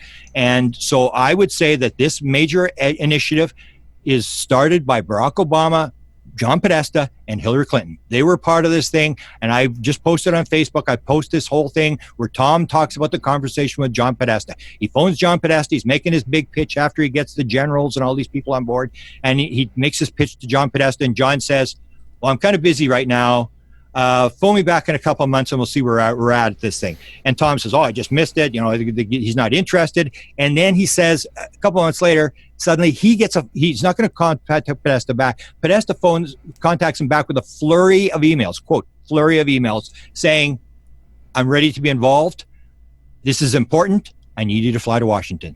And that's where it starts. And what happens, why there's the big delay when Tom DeLonge gets in lots of trouble, is it was supposed to come out. Because in my book, I have it. It's supposed to come out at the end of the 2016 election. But because Hillary lost, you lost all the power. Now you're no longer in power. No more Podesta power, no more Hillary Clinton power. And they had to redo the whole thing because the generals had been exposed in the WikiLeaks thing. So they had all these problems and they had to redo the thing. And that's when they don't come out till October. So it's disclosure. And I think what they're trying to do is as I said, they fired the UFO community. They don't care whether you believe or I believe, John. They're going to the public. They're going to the media. So they're not going to come on your podcast show. They're not going to talk to me because I'm going to ask them a bunch of hardball questions. That's why you tried to get the interview with Lou Elizondo. They don't want you to talk to Lou Elizondo. This is a controlled release. So they're going to control it the way they want. They're going to go to people that are, I call embedded journalists. So you've got George Knapp is being given stuff. You got Corbell's being given stuff. They're leaking stuff. They had a briefing with John Burroughs and 4 other people. I know other briefings, people that have been pulled in by these people and given briefings and whatever. So it's basically to bypass the UFO community, to go to the public, to put pressure on Congress, and that's why they're at the Senate Arms Appropriations Committee, because they want money for this thing. They want this thing to be financed, and they want this thing to be moved down the road. They're not into proving to you and I that UFOs exist. There are people inside the government, now whether it's Hillary or Podesta or Obama that greenlighted the thing, whoever it is, there are people inside the government who are fighting against the people who don't want it out, who are saying we're going to move this thing out. And that's why the most interesting thing that nobody's answered is who's releasing the videos. You have 3 videos that come out on To the Stars, and I say, I don't care about the videos. I don't care if they're real. I don't care whatever. I just want to know, how did they get the videos out of the Pentagon? Okay, how did they get these documents? Somebody's greenlighting this thing. I need to jump in and say, I've heard that whole divorcing the UFO community thing, and that's fine. I think it was a huge mistake. I think people in the UFO community, whether it be me, you, or whomever, it doesn't matter, could have helped them with some of the major blunders that they have, undertaken, wherein they've showed CGI photos as real. I mean, Luis Elizondo. But that's what they want. I say they want that. The control people want them to make mistakes. But that's where I'm confused. So they're doing this, controlled disclosure, and they're releasing information and dripping to the public whatever they want us to see. The problem is here we are over a year later, right? I mean, we're now past a year from the articles that happened in December of 2017, more than a year from the October 2017 press conference where we were introduced to Mr. Luis Elizondo, heard about ATIP, and so on. The problem that I have with this, which is why I get so, passionate about it, I would love to believe Luis Elizondo. Whether or not he appears on this show or anywhere, it doesn't matter. But you said it yourself. You would ask the hardball questions, the questions that need to be answered. My concern, again, leading to why I get passionate about this, is the fact that he's not dealing with the hardball questions. And if that's controlled, whatever, let's get beyond that. The problem are the discrepancies on who he says he was, where he worked, and the fundamental root of what this program called ATIP actually is. And that, to me, is the biggest red flag, that now the Pentagon is going on the record in writing saying that this is not as we are led to believe. The major hitters that wrote the article have not done follow-ups. In fact, I'll put it out there. It could have been a mistake that they took Luis Elizondo at his word, that was the proof and the sourcing that they took. I do not believe that To the Stars, Elizondo, Tom DeLonge, even the New York Times or Politico, I don't believe that they knew it would go this viral that fast in December of 2017. Now all the lights get shined on it, and I think that there's a lot of red flags. Do you feel that those red flags are all part of the master plan? The red flags, yeah. The whole thing, like with the name of the program, the aerospace versus aviation. Yeah. Mm-hmm. We went to, I had someone go to Blumenthal at the New York Times as soon as we discovered that discrepancy. And I will spare you the swear words that he used, but he basically said, "Do you think I'm stupid?" Mm-hmm.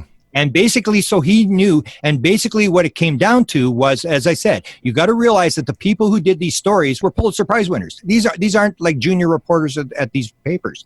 These are major national security reporters. And the New York Times goes with aerospace, and Washington Post has 2 Pulitzer Prizes, goes with aviation, and so does Politico, which means it was purposely done. It's like the thing with the Holloman Air Force Base, 2 different things. Or if you have a good story, if somebody comes out with a leak, what I say they're immediately going to do is they're going to put out a second person to put a counter story out.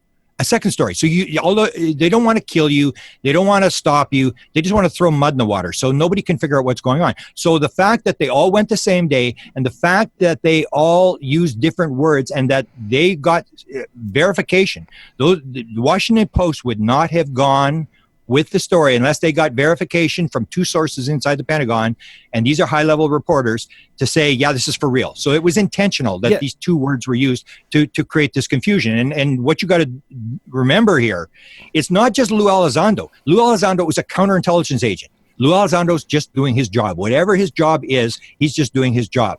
And I say there's the red flags that I look at, and I agree, you got to look at the red flags. But to me, it's like, what do the red flags really mean? So Lou Elizondo goes to Leslie Kean. This is a matter of fact. Leslie Kean points this out. October the 4th is when the meeting with Leslie Kean takes place. That's 7 days before he resigns. That's 6 days before he resigns and goes to Tom DeLonge. So he was telling the story to the New York Times before he resigned. So the story is he resigned and then he got upset and then he went to Tom DeLonge. No, he told the story, then he said he got upset, then he quit.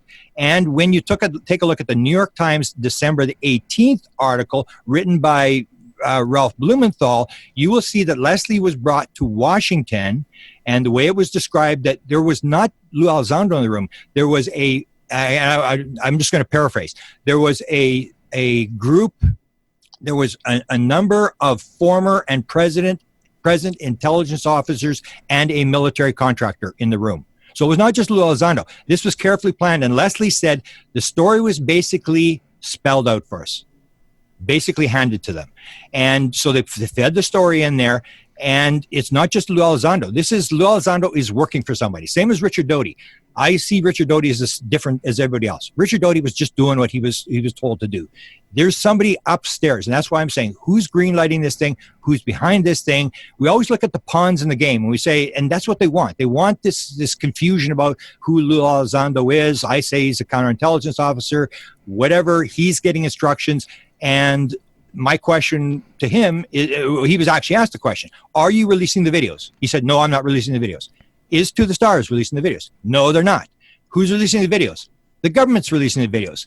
Who's the government? Lou Elizondo says, well, you'd have to talk to the government. That's the whole key. Who's behind this thing? It's not Lou Elizondo. Lou Elizondo is doing what he's supposed to do. Now, whether he's working both sides of the fence, I'm not really sure, but there's somebody who allows these videos. I've heard there's 200 videos. And I heard it from a pretty good source that there's 200 videos.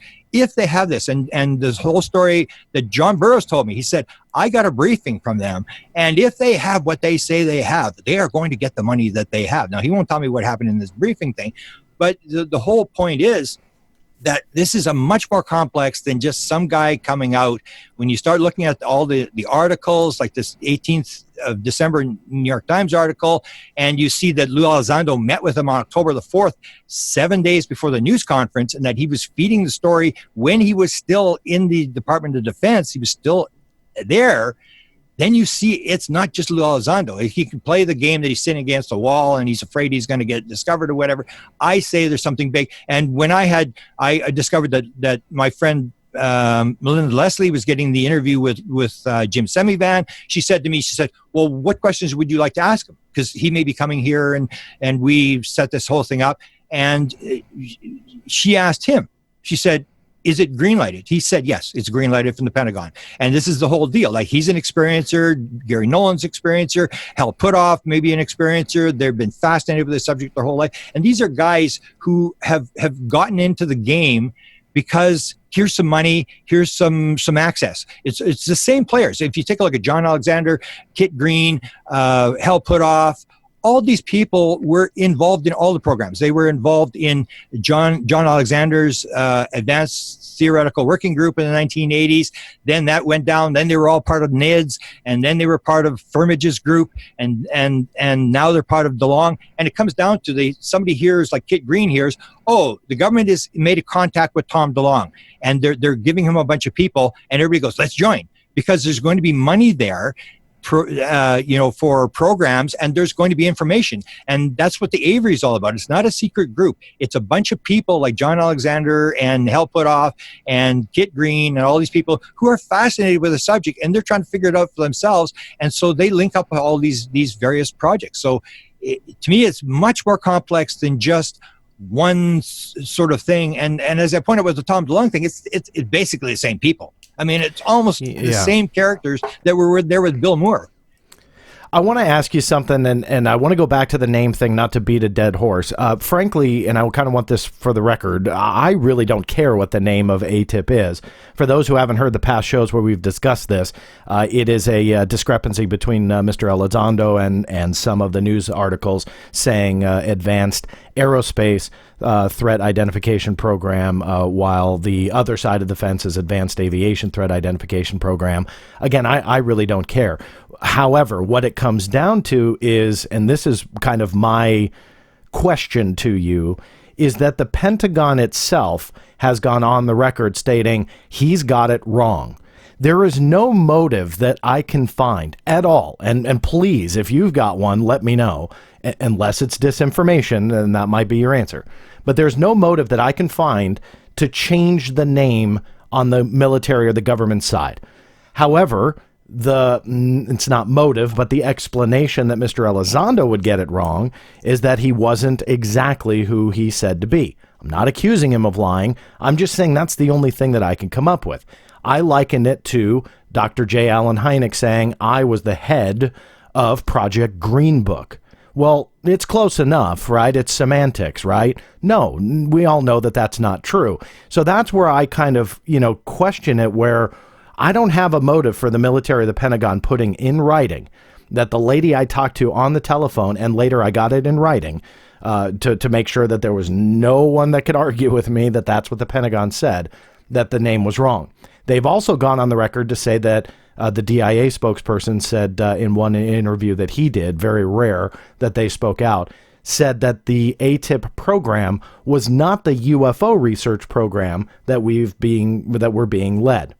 Now, to go back to my question for you, Grant, and what you have been saying, is that you said the best part of all of this and what they can do, is just shut up and stop talking about it. And yet that's the complete opposite of what they are doing, because they are putting it in writing and firm, and generally with cover-ups and lies, they don't do this, where you cannot argue what they are saying. I'm not saying they're not lying, meaning the government and the Pentagon, but they are putting it in writing. Generally, when you catch them flubbing up and covering up and lying and so on, you kind of got to do it a little bit with more effort. For them to put all of this in writing, they know that these documents will be released. We know that the delay is the Defense Intelligence Agency and their backlog of FOIA requests. The DIA is the Office of Primary Responsibility for all this, for those listening who aren't aware. The DIA is the one that's going to be releasing documents. I don't understand what motive the Pentagon would have for putting it so blatant in writing, because they know darn well that this is going to be released. And one last note on that, and then I'll pass it to you. Those videos that were released, quote unquote released, by the government and by the Department of Defense, that is according to Mr. Luis Elizondo. In writing, the Pentagon has told me, no, they didn't. And so my question is, going back to what you have said, that this could be partially disinformation and spoon-feeding the public and so on, why get caught, meaning the Pentagon, in such blatant lies if that is their effort? Okay, so you're talking to Harris at Public Affairs. Have they ever put it in writing that UFOs, they're not working on UFOs in the U.S. Air Force? Probably 20 times they've done it. I'll give you an example. Steve Bassett did the petition to the White House. Remember, they had the petition where if you get 10,000 signatures, they'll answer whatever question. Mm-hmm. And he got it, and then they moved it to 25,000. Then he got 25, and they put in writing, and that was the White House, put in writing, no extraterrestrials, the basic Blue Book line. I mean, they know they're going to get outed. That's not going to be true. This is garbage. That there's no evidence of extraterrestrials. We're not interested in UFOs. Nobody's studying it. They put that in writing as well. Mm-hmm. I think they put it in writing numerous times. My question to you would be, when you phone Harris up, and she says, and she says, no, there's nothing going on here. But by the way, while I got you on the phone here, John, it's called ATIP. This is how it's pronounced, and it's aviation. It's not aerospace. Why would she tell you that? I mean, to me, that's like, for the record, she actually, flag where she's hitting you over the head with it. Yeah, she's the one that put it in writing. But for the record, it was actually another officer within the PR office of the Pentagon that told me over the phone. But that's my question would be, Sure. why would they tell you? They say there's no program, but the program is pronounced this way. No, wait. For the record, I just want to make it clear. I never said that they never said there was no program. What I'm saying is there's no records. I'm sorry? No records. No videos were released, which I got from Damon Steer, got the same thing. When I told him to file an FOI, he filed right away. They told him the same thing. I can guarantee Mr. Steer, we did not release any videos. That's correct. So no, and for the record, they have never denied to me that the program itself did not exist. They did give me a no records response from an October request wherein ATIP, as the acronym and program name, was not revealed until December. So I cited Luis Elizondo's testimony and at the press conference and tried to describe it best I could. In fairness, I don't agree with this, but in fairness, there was no records at the Secretary of Defense's office based on that. We know that is true because it's a Defense Intelligence Agency or DIA program. That's another red flag that I'd love to get your feedback. And I know I'm kind of over the time. How are you doing on time? No, I'm good. Yeah. So my question then is, Luis Elizondo has gone on the record of being in the Office of Secretary of Defense in the Pentagon. And yet we know now, and it's documented, that the DIA, Defense Intelligence Agency, granted under the same umbrella as the Department of Defense, the DIA is not OSD. In my opinion, it makes no sense for a guy who's part of OSD to head a program from another agency. I have 0 examples in 2 million pages where that is true. Would he get reports? Possibly. Would he be involved in a briefing? Sure. I won't argue any of that. But for him to say that he was absolutely, in his words, he said he references the expression, all roads lead to Rome. And he says in his own words, and in my case, that was in essence his desk. And so he said that in an interview. He said that he was kind of the end all where all this went through. And yet it was a DIA program. That, to me, is one of the bigger, more than the name, more than any of that, the biggest red flag. Would you agree that it is weird that an OSD personnel, officer, contractor, whatever his exact title was, but we know he's OSD, and I have that in writing from To the Stars. So if for anybody who's questioning, well, maybe he was DIA and he's not saying it, no, then he's lying. So that can't be true unless you want to believe he's lying about his background. So we know from him that he was OSD. Don't you think it's weird that a DIA program was run by him? Well, yeah, I agree. I haven't really studied that complexity, except like he said, his boss didn't know what he was doing. The guy above him knew what it was doing. That if it's a program that they're trying to cover, it's not going to be using proper stuff. They're going to hide the program and how it works and who's working for who and this sort of stuff.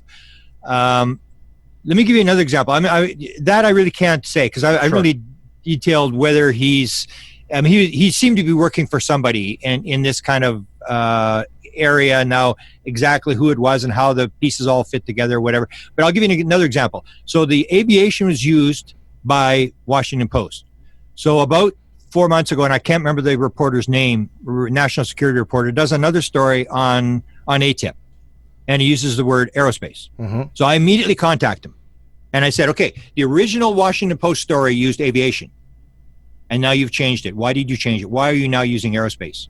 And the guy contacted me immediately back, and he said, that's a good question. I have no idea. Yeah. I'm just telling you what I was told. So he went to somebody in the Pentagon, and he was told aerospace. And this is Washington Post after the fact, like probably 6 or 8 months after. So this is the thing where they're feeding it in. That's what they want. To me, it's always they want the confusion. It's like, for example, you can ask the question of why did they not mention ASAP? So you have Paul Dean discovers ASAP.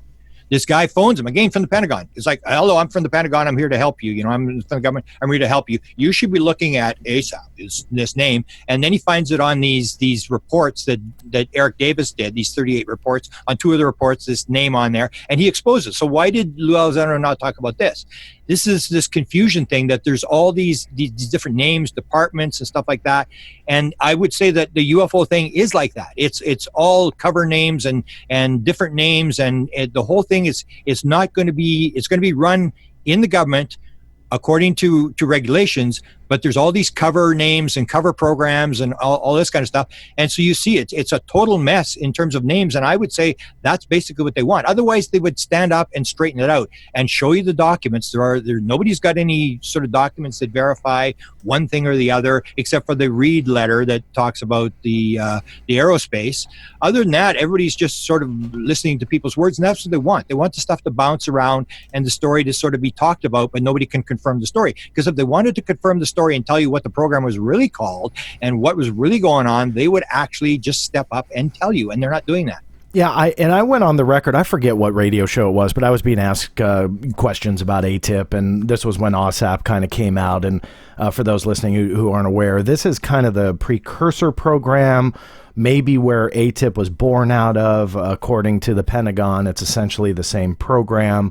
I have my doubts on what the Pentagon is connecting here, but be that as it may, the public explanation is OSAP was the original program name from 2007, 2008, when they were collecting bid solicitations. It stands for Advanced Aerospace Weapons Systems Application Program. I defended Mr. Luis Elizondo for not talking about it because I know there was heat thrown his way.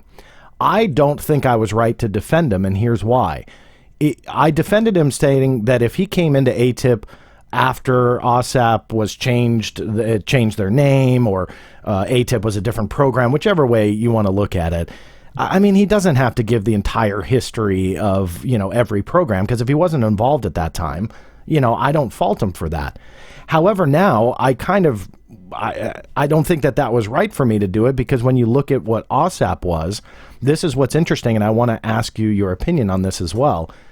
OSAP, when they put out bids, they call it bid solicitation. They put it on a very public website. So anybody, and you can actually still go and download this thing.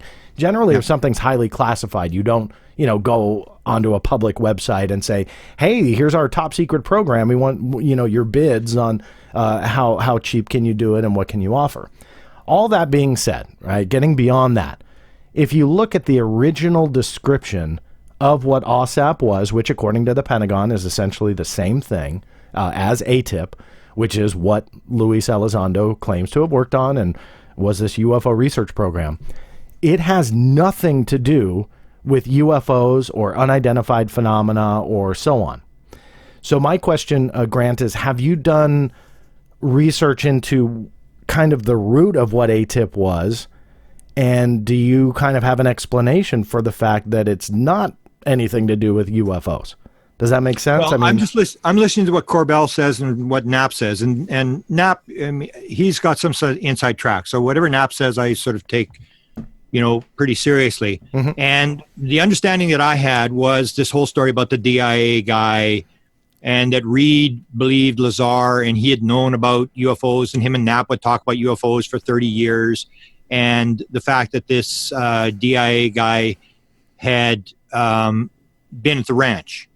And that he went, and this is where the money came from, and that the ASAP thing is more the consciousness thing that I'm talking about. The whole thing, if you look at the original remote viewing thing, they talked about remote viewing, but they also talked about this telekinesis thing, about the ability to move things through walls and stuff like this, and the military implications of this. And so my understanding of the ASAP thing was that it was this general sort of paranormal thing, that the money was going to the ranch through Bigelow, because this DIA guy had been there and had this experience, went to Reed, and that they had really nothing to do with UFOs, that it had to do with this paranormal stuff, this apport material and all the stuff that was happening at the ranch, and that the ATIP thing got involved later, that it didn't start as a UFO thing. It started as this paranormal aspect of looking at the telekinesis aspect. So that was my understanding. And yet they say that ATIP existed before. It may have had a different name, that it's always existed, which makes absolute sense. That these programs, despite what John Alexander says, that there is no institutional interest, I mean, to me, it's common sense that they would have been all over this story for 70 years. I mean, you shut down 10 nuclear missiles at Malmstrom, and they're not going to investigate this? Oh, we don't want to know how to shut down Russian nuclear missiles. No, we wouldn't know how to do that. How you can do this. They would be all over this story, and that's why I maintain that whatever these programs, there's probably going to be 50 different programs in 50 different agencies. I've even heard there's a rumor going on, there's 8 programs. Now they're saying they're going to out these 4 programs. That you're going to hear about these 4 new programs and the $10 billion of budget or whatever. I heard 8 programs, 2 from the energy department and stuff. So you have all these various stories, and those make sense to me. That makes more sense than saying, no, the government is involved. They're not interested in UFOs. They're not interested in shutting down nuclear missiles. They're not interested in telepathy. They're not interested in how to make things go through walls and stuff appear and disappear. No, they're not interested in that kind of stuff. That's military stuff that you would die to get that kind of technology. So to me, it's going to be very complex. There's going to be all sorts of various programs. And the Lou Elizondo thing is just one. So my impression what happened was they have all these programs. So you're not going to expose the main program, the main organization. You're going to expose a program like the ATIP thing, which really in a large sense wasn't even classified. It was just one of the lower programs. So let's throw this program out and see how it works, and see how it funnels. And then if that works, almost like the interview that I always reference, I was the first to reference it, and that was Bob Bigelow. And he goes on George Knapp's Coast to Coast in 2013. And by then he's got the contract, and the contract he's done all the work for ATIP and whatever. And he goes on there, and George Knapp asks him the question. In fact, I was talking to George just before that in Las Vegas, and that may have led to that question. He said to him, what do you think about disclosure? Because I've been talking to George about this gradual disclosure. He said to him, what do you think about disclosure? Are you in favor of disclosure? And Bob Bigelow says on the show, he said, no, I'm not in favor of disclosure. No, I'm in favor of confirmation. What you do is you just put it out, UFOs exist, and you stop right there. That's exactly what they did in 2016. Oh, no, this is not ETs. We're not saying it's alien. No. We're just saying there are UFOs, and it's they're in our airspace, and stay away from the UFO thing. We're not going to mention aliens. That's exactly what Bigelow said in 2013. He said a couple of years down the road, then you can start bringing up all the other aspects of the story. But you start with one simple thing: UFOs exist, and we need to do it. So that's what I think is you take this minor program, this ATIP program, whatever it is, which is just basically interactions with military units. Doesn't deal with nuclear weapons, doesn't deal with aircraft sightings, doesn't deal with all there's piles of aspects that would have studies. You throw it out there and you see how it works, and you wait for a while, you let it calm down, and you decide what you're going to do next. And that's what Semivan had told us, was that they had made some mistakes the first round, and that they would straighten out based upon what they learned from the first round, and they would do it better the next time. They wouldn't make the mistake of putting out the photograph with the balloon and all this kind of stuff. And that's what I think they're doing. It's a gradual thing. There's people from NASA. His name escapes me. Said 7-year program, 8-year program. I've heard this a couple of times. So it's not like that's why I'm saying it's not disclosure. If you want to disclose it, you just stand up and disclose it. I mean, it didn't take 15 minutes. You have 4,000 reporters on the White House lawn. That's not really what they want to do, because if you're in government, they're gutless wonders. They put their finger up, see which way the wind is blowing, and you do it as with the least risk you can in terms of the thing. I'm sure they've had studies. You look at the Brookings Institute report that supposedly started this thing, the gradual acclimatization of the people. There's probably 100 studies that say, and this is assuming that UFOs are a reality and that the government knows there's people in the government, you got to say, well, how are we going to do this? How are we going to reveal this stuff and yet protect the classified material, which is what Jimmy Carter said. I'm going to release the UFO stuff, but I'm not going to release the classified material. And then he gets in and he sends his FBI guy, or the press secretary of the FBI. He sends people on, pressures the CIA for the FOIA release and this sort of stuff. And these kind of leaks have been all the time. And I'll give you an example, because you brought it up in your show. You bring up this example of the fighter jet over Iran, 1976. I was with Bob Pratt. This is when it started for me, 1975. So in 1975, Bob Pratt, the National Enquirer, comes to me in Manitoba. He came up here twice to do the story. He was going to call it UFO Capital of the World. I was the guy that took Bob Pratt around. So I was with him for like a couple of weeks. And I would take him to this person, that person, and Bob would do the interview. He'd get the person to talk. He'd transcribe the interviews. He'd give me the interviews and stuff. And so when that document was released was at that time. And one of the things was that Bill Moore, if you know the Bill Moore story, Bill Moore was sort of like famous. It was like viral, almost like the story is now. He brought out the Roswell report.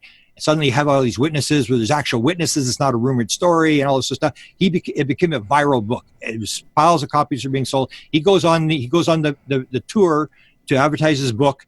The first phone call he gets is from Albuquerque. And this is this is probably Richard Doty, where he says, you're the only guy that knows what you're talking about. That's the hook. That's to get Bill Moore in, because Bill Moore was very egotistical. He believed he was the only guy that knew what was going on. So they said, you're the only guy that knows what you're going on. He goes, that's right. And then he goes down the road and he gets a phone call from Offutt Air Force Base, the second phone call. And that guy, we now pretty sure we know who it is. The guy's name is Roland B. Evans. Roland B. Evans was the guy who wrote the report on that Iranian jet fighter story.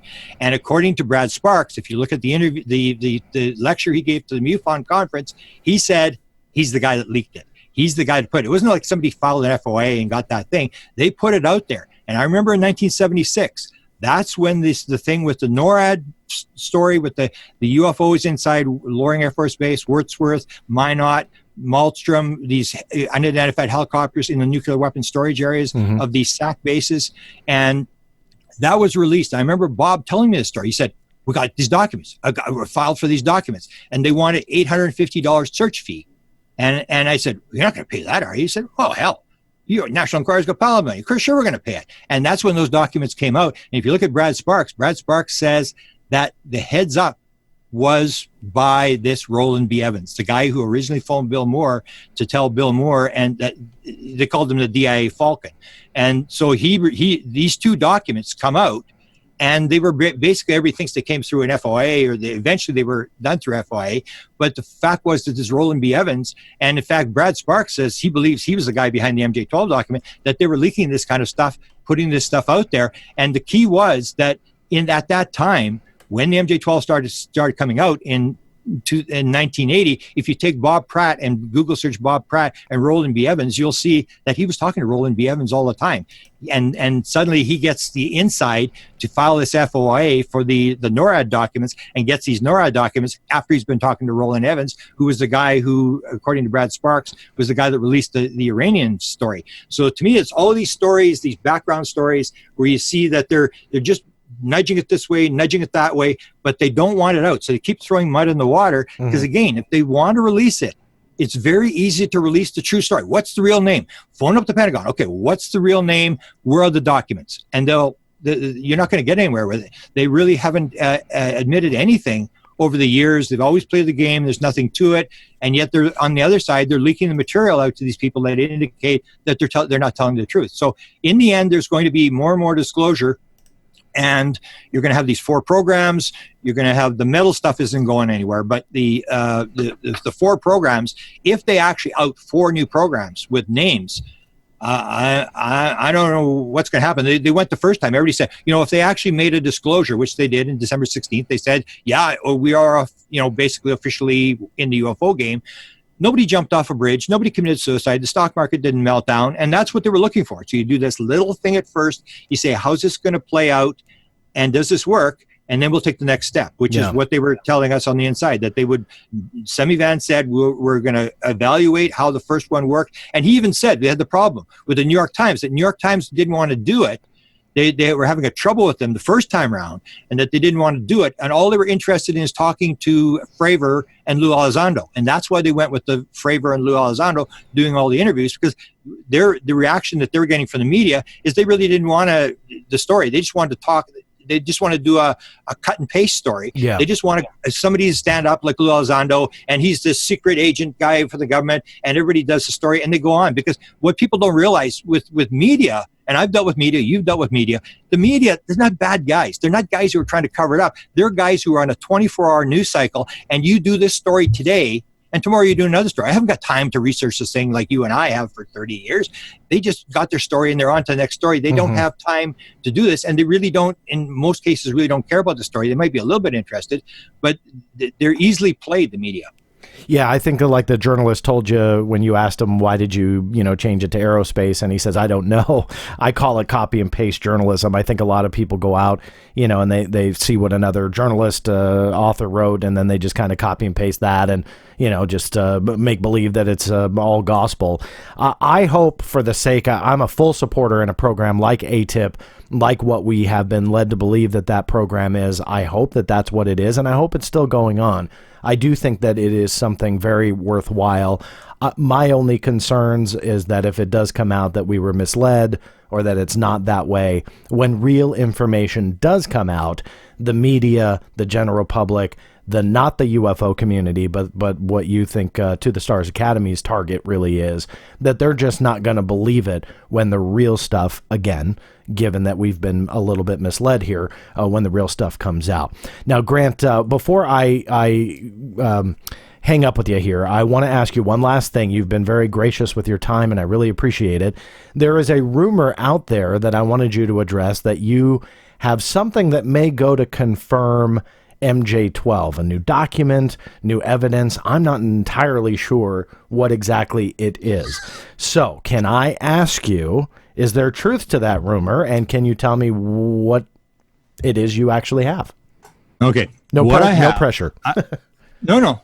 I can basically, this is why I have Beyond Managing Magic, which is sort of like the second book, and I wasn't really going to release it because it really doesn't say much. It basically goes through what you and I are discussing today, but most people on the street really don't care. They don't want to hear about ATIP and, aerospace and aviation arguments and stuff. It's pretty boring. It's like a historical type thing that, 5 people are going to be really interested in this kind of stuff. So I disputed against bringing the thing out. I've got it sort of drafted, basically done, waiting to see what happens with these 4 new programs. And then I was in the United States last month, and someone wanted to have a meeting with me. They wanted to talk to me, whatever. And I said, well, I'm going to Tucson. I haven't got time. Well, you got to read this. I need 10 minutes. And I'm going, well, and then he shows me this. It's a document, but it's not a government document. It is an interview. This is as much as I can say right now. It is an interview with somebody associated with To the Stars, with one of the highest level intelligence people. And it's an interview that takes place. And I said to this guy, I said, well, I haven't got time to read the doc. I said, this is the most significant document I've ever seen. And it involves Ben Rich. It involves a name that nobody would know. I have to explain it when I release this thing. But I said to him, well, can you just give me the document? And I'll explain to you who these people are and how significant this document is. And he said, well, no, I can't. It's on my whatever. And I said, well, they know you got it. I mean, and what it was is what I always have an objection to in the UFO field is, I call it MJ-12 2.0, that you have people, and I've run up against, and I don't know if you've had, but in this field, I've always run up against people who know more than you and I, people who've played because I was one of the first guys to come up with the names of the Avery. So I've followed these Avery guys, and whatever they say, I listen very carefully, because these are guys who had former clearances and had some sort of connection to the UFO program. And that's why they're chasing the story. They're just trying to figure out the rest of it for themselves. So they talk among each other. And so I've heard these various stories from these guys that, like Kit Green tried to get briefed on the autopsy stuff because he was a doctor. And I hear these, background stories, and I listen to all this stuff. And so what happens is that all this stuff gets out there. And I even said to one person at one time, I said, this doesn't do any good. I mean, if you guys figure this thing out, how does that help the public? Because it's like MJ-12, if that group existed, these guys knew it, but they never told anybody. So how did it help anybody? It didn't help anybody. And this is like a second group who has sort of figured it out. They know a lot of stuff. And these are private, like researchers or former intelligence people, and they talk with each other. Sometimes it's called the Cosmic Club, or, these sort of things where they're talking among each other, the Avery, but they're never going to tell you. And I'm going, well, what's the point? Like, you guys are going through this thing. So this is basically what this is. It's an interview that took place. This is going back, I guess this would be the early 1990s. It's a transcript of an interview. And the person who had it had the transcript. And it comes out of their files. And that's as much as I'll say. But it basically says Yeah, this is for real. And it uses a key word. And I point out, if you remember, there's a story that was told that there's different dates, 83, 86, 87, that Kit Green, Hal Puthoff, and Jacques Vallée met at a Denny's restaurant. Have you heard this story? No. That they met at a Denny's restaurant and they sat down, and here's the guys that had this inside track on a lot of stuff. And they said, what do we really know for sure about what's going on here? And they came up with what's called the core story. And the core story is, yeah, it appears we're being visited by something extraterrestrial, whatever it is coming here, and there's been a crash, and we're not doing very well with the technology. That became called the core story. And in this document, it's kind of strange because in this interview, and I'm not sure, it's 3 pages. I can't remember how many pages it is. I only read it briefly. In this document, it basically, there's no doubt who these people are. And the intelligence level of this guy and who he was, because he's actually been in the news before. But basically, he said when he answers the question, he answers some stuff that's like, he confirms MJ-12. Yeah, the MJ-12, that stuff's all real. But then it comes to a certain question, and he says, core story. Or no, core secret. Can't say, core secret. And he keeps using this core secret thing. And so when the guy doing the interview steps over the line, he says, sorry, core secret, can't talk about it. And so this is what I'm going to release. That's the only reason I may release the book, and I may still not release the book. I may just work this story into an article and release it. And it's the most significant thing I've ever seen in terms of, because all the players, and if you know where the document comes from, I may release that, I may not. If you know where the document comes from, you say, oh, that makes sense. It's somebody who died, a major figure, and it's like the Wilbur Smith thing, like the Wilbur Smith files, where and that's the most interesting files to me. Like I went after Wilbur Smith's files. I found all sorts of significant stuff, because what people do in the UFO field is you get sworn to secrecy. You get sucked into this game of someone tells you a secret and you say, okay, I'll keep it secret. And then you die, and it's in your files. So I always look for people's files to go to their files and say, I wonder if they had a secret in there that they never told anybody. Somebody told them, and this is one of these stories. It's in a person who died. It's in their files, and it's a very significant person. And it basically points out that, yes, there is a system to this. And I'm getting more confirmation, according to what I think, is that this program is run like any other program. This is not some off-the-record, bunch of cabal guys who don't belong to the government, who have overthrown the government. This is a program that's run like any other program. It's just very, very highly secret, very black, special compartmentalization, less people know about. It's run like everything else. And that basically is confirmed by the story that I wanted to tell at Citizens Hearing. This is a story that Jesse Marcel Jr. told, and I wanted to tell it. I went to Jesse Marcel Jr.'s guy that was running his library, and I said, ask Jesse if I can tell the story. And then Jesse went and told it himself there. And this is a story where the Area 51 thing happens, and I don't know if you know the story. The Senate Appropriations Committee finds out about it. Senator Byrd was big time into UFOs, and he wanted to know, is this thing for real? Are we doing UFOs at Area 51? Because if we're doing Area 51 UFOs, we're paying for the damn thing, and we don't know what the hell is going on. So they get this guy's name is Dick D'Amato. And this is a story that Jesse Marcel tells at Citizens Hearing. And what happens is they take this lawyer from these national security people, and they send him, and he talks to Timothy Good, Stanton Friedman, George Knapp. He talks to Lear, and he goes to Area 51, and he wants to find out, is this story true? Are we actually paying for this stuff? Are we actually back engineering this stuff? And he's working on behalf of the Senate Appropriations Committee. Now, he comes back, and that's when he has the meeting with Jesse Marcel Jr. He says to Jesse, Jesse, I want to talk to you about Roswell. And Jesse said, well, I really said everything I can say about Roswell. I really have nothing more to tell you. And then D'Amato says, well, maybe there's something I want to tell you. And he takes him to the sub-basement of the Capitol. And Jesse says it's this big, huge conference room. And it's got, the founding fathers on the wall. And it's all the security locks and all this sort of stuff. And he sits down, and the Majestic book is there. So this is Whitley Strieber's book, the combination of Majestic 12 and the Roswell crash. And the Majestic book is sitting on the corner. And that's when he says, I just want to let you know, and he taps the book. This ain't fiction. This is for real. And Jesse said, yeah, I know that. So when are you going to tell the people? And then D'Amato says to him, well, if it was up to me, I would have told him yesterday, but it's not up to me. I'm just here to determine how much the security is costing for the program. And he said, I just want to let you know there's a dark arm of the government, or a dark agency of the government, or whatever it is, who have unlimited money and unlimited power, and they control this story, and there's nothing we can do about it.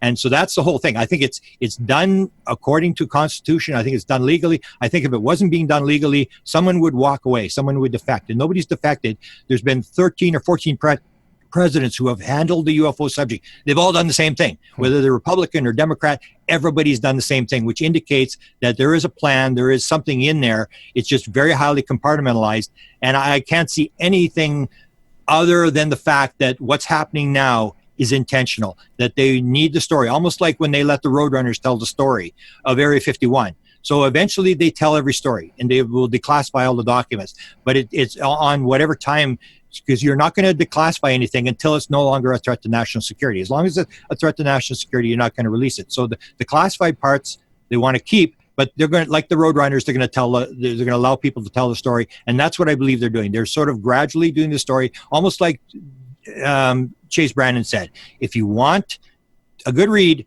the story, with it, the ATIP story. If you want to know what's going on, read between the lines. Well, Grant, I have a lot of respect for what you do and the research that you've done now for decades. Thank you so much for spending the time. For those listening, definitely check out Grant's website, www.presidentialufo.com.